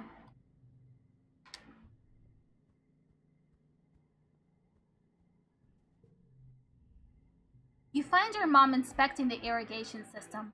When it's hot like this, a failure in the irrigation system could mean we lose an entire field, she says, wrapping some adhesive tape around a joint. It's just too precious to leave to chance. Hello, Dice. I don't have anything for him. Damn. Dust is such a dry, hot season. Both suns are high in the sky, baking the usually lush Vertumnan jungle. If there's a breeze, it's warm and, you guessed it, dusty. Your parents are up every day before dawn, which comes far too early for your liking. They're usually gone by the time you wake up and home after you're asleep, so you have to visit them after work if you want to see them. Good morning, Gooseberry! Your dad greets you cheerily. Have you come to see the harvest? Your mom and I are gathering crops from actual Vertumnan dirt this week. Sure, that sounds... I just miss you and Mom! Aw, Buttercup. He sighs, kneeling down to look at you. I'm so sorry. How about your mom and I take the day off and we have some family time together? No, your work is more important. Your dad gives you a long hug. Thanks for understanding, Sunberry. We'll have more time to spend together once we fix things here, I promise. Oh, and don't forget, he adds as you're heading off. Next week is the Vertumnalia Festival. There will be a talent show and a science fair. I know you're going to love it.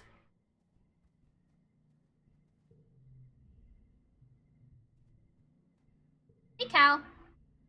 Cal is doing some stretches in an open area of the garden. One of my mom's boyfriends is teaching me yoga, he says, looking at you from upside down. I can already do child pose and downward dog. He flops over and lies on his back. This one is my favorite, though.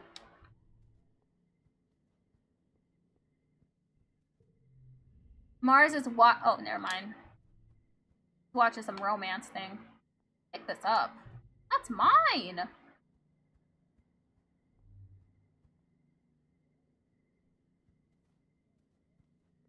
Should probably rest, huh? Relax in the lounge. Let's relax with Dice. You plop down beside Dice, who's listening to music in his ear speak and ignoring everyone else in the lounge with dogged determination. When it becomes obvious that you're not just going to leave him alone, he turns off his music with a huff. What do you want? You ask him what he's listening to, and he replies, It's just some old Earth music. You probably won't like it. All you have is Earth music, unless you want to listen to the space shanties the adults made up in the last 20 years, so you don't know what he's talking about. You tell him to give you a little credit. He rolls his eyes, but lets you sync your hair speak to his. Grungy-sounding rock music fills your skull. You spend a few hours passing music recommendations back and forth, lost in your own private soundscape. Oh yeah, +1 from the extra fingers perk as always. These extra fingers are doing work.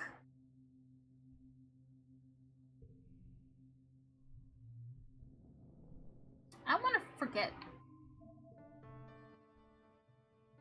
It's time once more for Vertumnalia. The mood of the colony has been muted this year, ever since the attack during Glow. Though everything is still cheerfully decorated and the feast table is still heavy with food, mostly soy rations, this Vertumnalia just feels different, in a way you can't describe.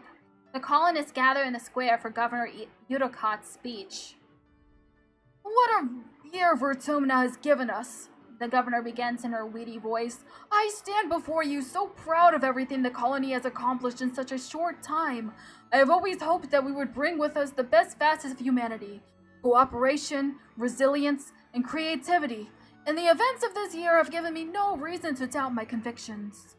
These creatures were unexpected, but I urge everyone to consider what it means for life here. If Vertumna can sustain megafauna, then that means conditions are good for us as well. Our friends in geoponics are already working on the logistics of domesticating the wildlife. Your dad, as second cultivator, stands and gives a sheepish wave to the crowd. There's a smattering of applause. Mars elbows you. Hey, she whispers, did you hear? My dad says Udocot's gonna announce the depot's open to the public. You shoot her a questioning look, and she rolls her eyes. You know, shopping? Somewhere to spend all the kudos we've been saving up? There's gonna be candy and toys and makeup and nice-smelling soap, not the boring kind in the communal showers. You know the concept of shopping. They do it in the holovids from Earth, especially the ones Mars likes. You've never actually done it. The colony provides everything you need. But it would be nice to buy yourself a treat. My dad's give me an allowance, Mars says, shooting you a look of pity. It's too bad your parents make you work for yours. You and Mars tune back into the speeches just as Yudicott, as predicted, announces the opening of the general store at the depot. Mars gives you a knowing look as she claps. Yudicott gestures for the council members to stand. Finally, the council remains unchanged from last year. We are, as always, proud to serve you and the colony as your government. The music starts up as Governor Yudicott finishes. Thank you all for your hard work and your perseverance this year, she says over the ruckus. Together, we build the future. The crowd disperses and sets up for the annual Virtunalia Games. Just like last year, there's a talent show, a science fair, and bot wrestling. Now with an obstacle course. Which one do you participate in this year? Obviously the talent show again. Our creativity is pretty high. Dice and Mars are your competitors for the talent show. Mars is a shoo-in for winning with her jazzy, high-energy dance routine, so all eyes are on Dice for daring to compete against her. Dice stands on stage and clears his throat, then gestures with his arm. From his hollow palm emerges a projection of a ventriloquist dummy. He sits it on his lap and launches into a comedy routine, speaking to the doll with zero filter. The judges all howl at his impression of Chief Engineer Instance, but the crowd favored by far is Administrator Seed's thin, self-important voice coming out of the doll, imperiously demanding that not everyone can have perfect scores. They have to be rationed appropriately. Dice looks flustered by all the attention, but proud as well. He bobs in a little bow before leaving the stage to raucous applause. It'll be a hard act to follow. What do? A magic act, of course.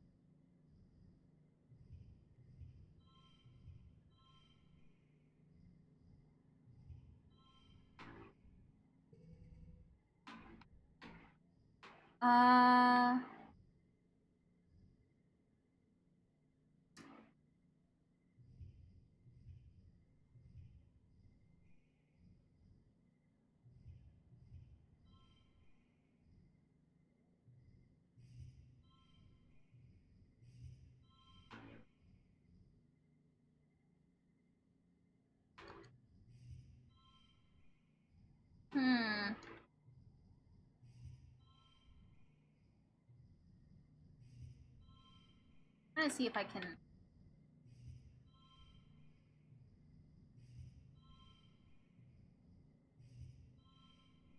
4-3.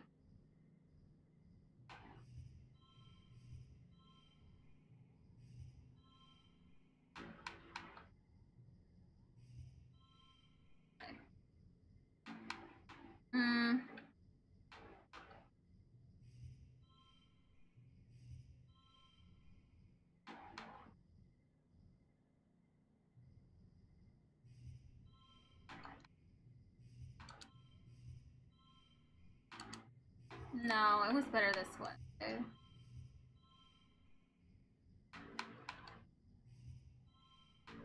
2, 3, 4.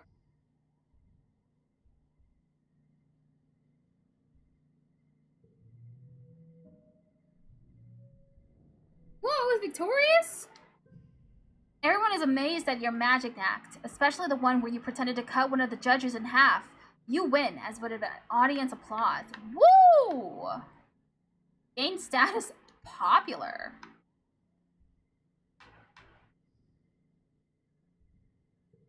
Dice just shrugs and smiles.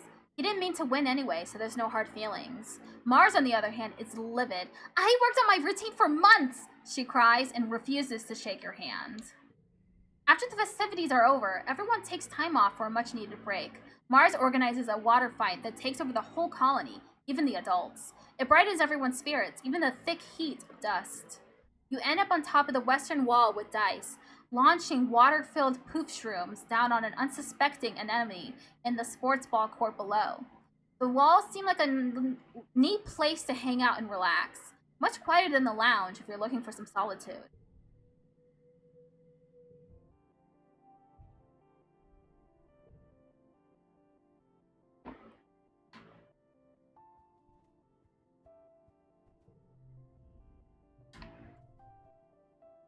Uh-huh. You spot Dice arguing with someone working expeditions. They point angrily back to the gates, and Dice slinks towards you, anger in his eyes. We're trapped here, he grumbles. Hate it. Hate it here.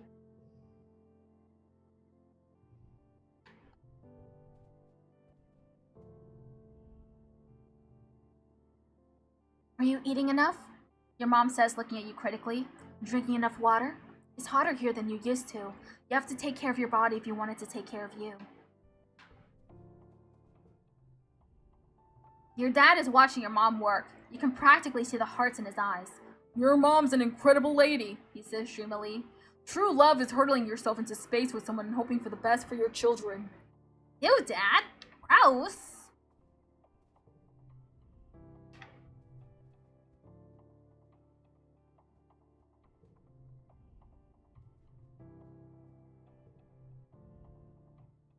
Anemone rolls a bobber fruit down her arm and flicks it to you with her elbow. Onomatope. I knew that one. Onomatope.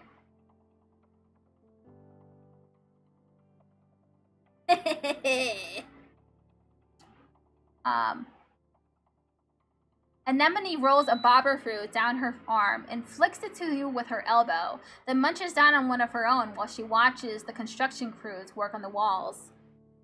Kinda cool, huh? She says.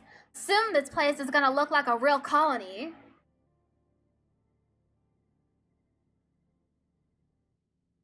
Wow, you good? That's just because it's in the kanji memorization I'm doing.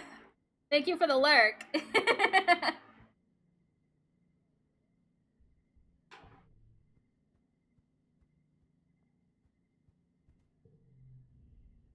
Oh, never mind. She's busy. She's working.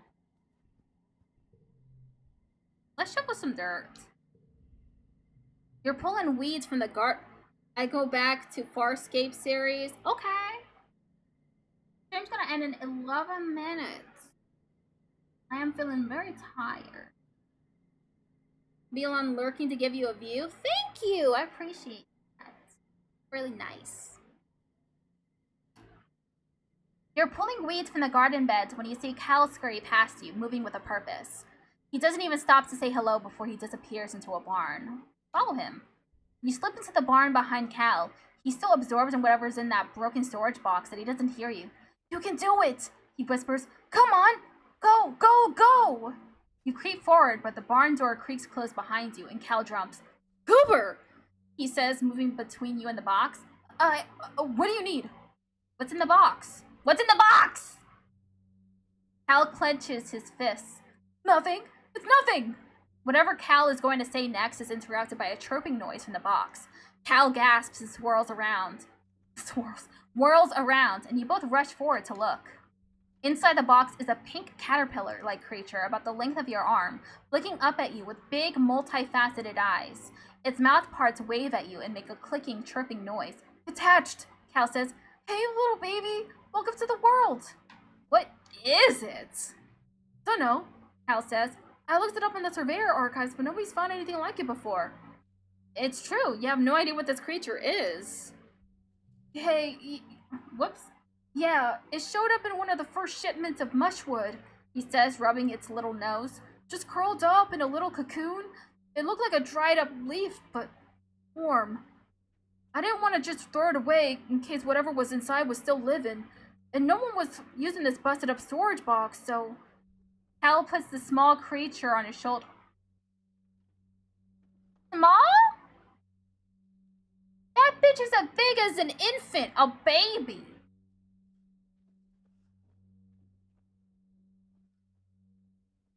What are you, little buddy? Cal asks. You look like a big old caterpillar, but cuter. The creature yawns, showing off circular rows of tiny, even teeth, and nestles against Cal's neck as he scritches it under the chin. Maybe we call you a dilly pillar? He touches one of its 6 white-capped feet. Socks. Socks the dilly pillar. Hope nobody finds out. Same here, Cal says. Do you remember Mrs. Manners, the mouse we found in the stratospheric? The grown-ups wouldn't let us keep her. He frowns. I wonder what happened to her in engineering. Maybe Tang knows. I have to hide her, Cal says, looking around. Think she'll be okay if I keep her in the broken storage box? He places socks gently into the box and closes the lid. Go back to sleep, little buggy wuggy, he croons. Sleep tight.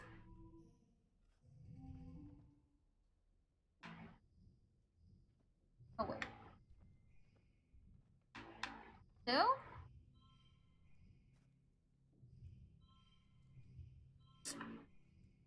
Damn.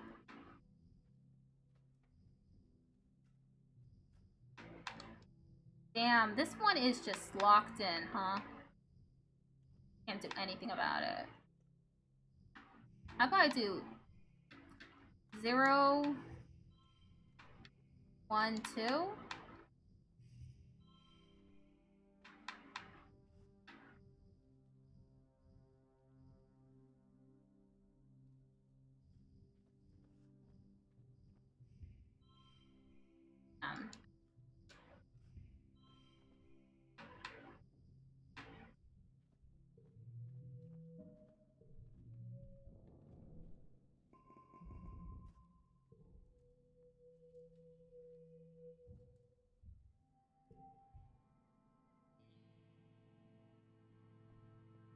Dice!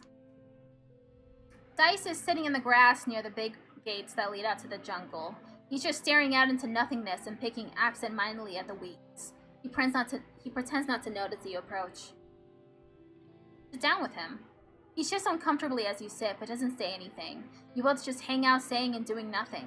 You stare out the big gates. The grass in the colony is trimmed short by garden bots, but out there it's wild and as high as your waist. Head Surveyor Toning is prepping his equipment for an outing. He's bringing a lot. Maybe he's going to stay out overnight. You're starting to wonder if Dice will ever acknowledge you when he says, I've gotta go. He starts down the hill. He pauses and says, this is a good spot. I'll probably come back here tomorrow.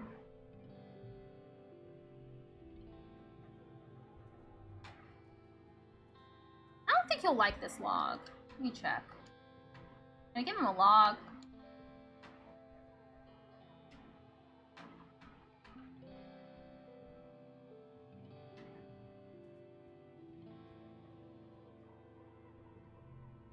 Interesting music. Anemone rolls a... Oh, never mind.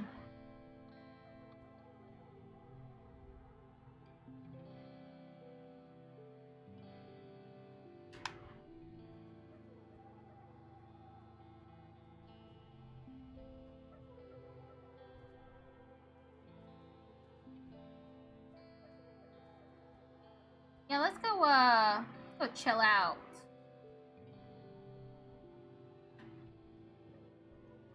Everywhere is hot this time of year, but at least indoors there's shade and some modicum of climate control. It's not a lot, but it helps. When you get bored of Watato juice, you amuse yourself by coming up with juice cocktails with fancy names and even fancier presentation. The younger kids really appreciate the half-frozen slushy version.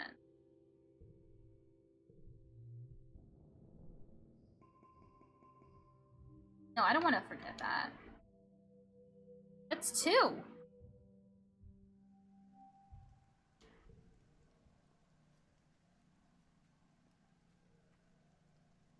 We have time for one more day.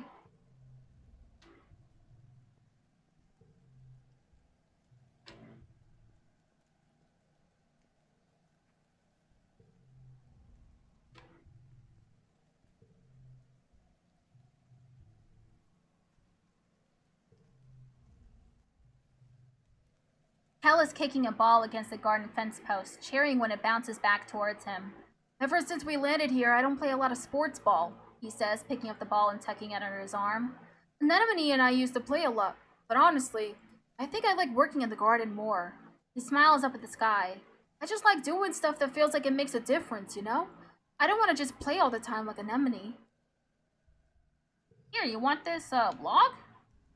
Neat! Cal exclaims, taking your gifts and peering at it inquisitively. I don't know what I'll do with it, but I love it. Thank you. You're welcome. Dice wipes his eyes and hides his face as you approach. Go away, he sniffles. I just want to be left alone. Why won't people just leave me alone? I don't want to be a part of this stupid colony.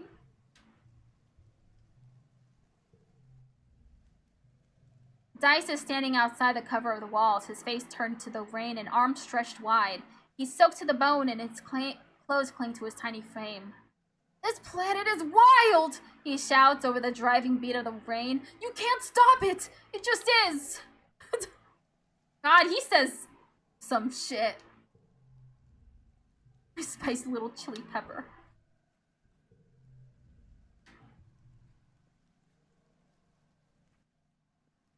Oh, it's under the log!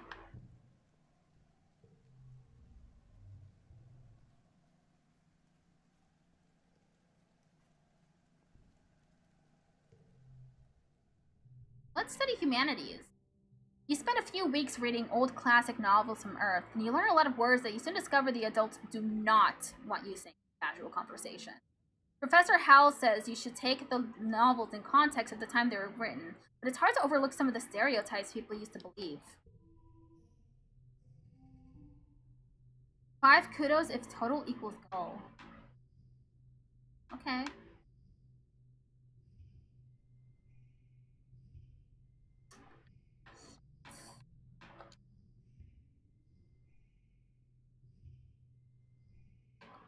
It's not gonna be the high part. Huh.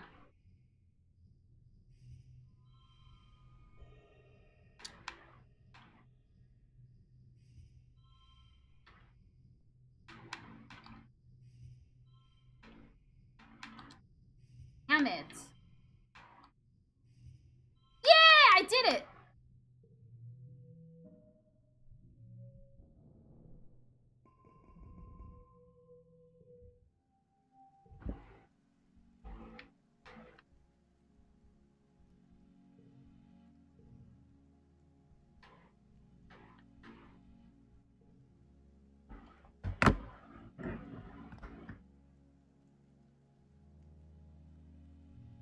Okay, I believe that is the end of this stream. That was a lot of fun. I can't wait to play this. When do I next play this? Let me check.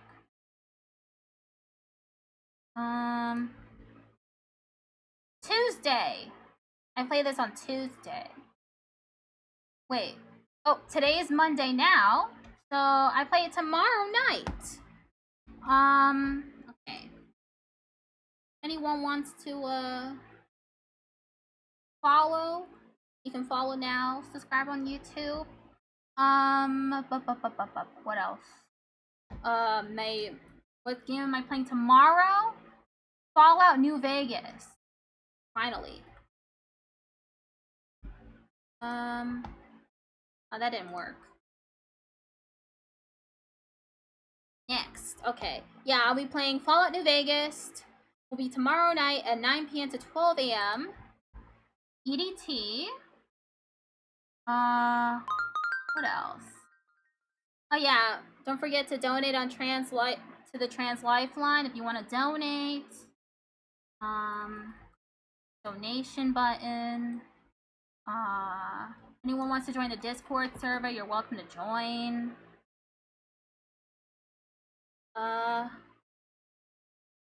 And let's find someone to raid. You know, if I have enough people to raid out with. Thank you everyone for sticking by. Mark all these as complete. Let's 2 people, 2 viewers.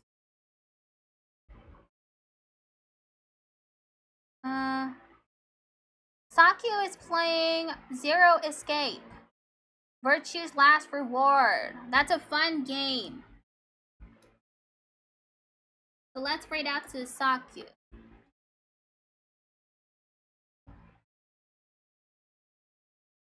See y'all tomorrow for Fallout New Vegas.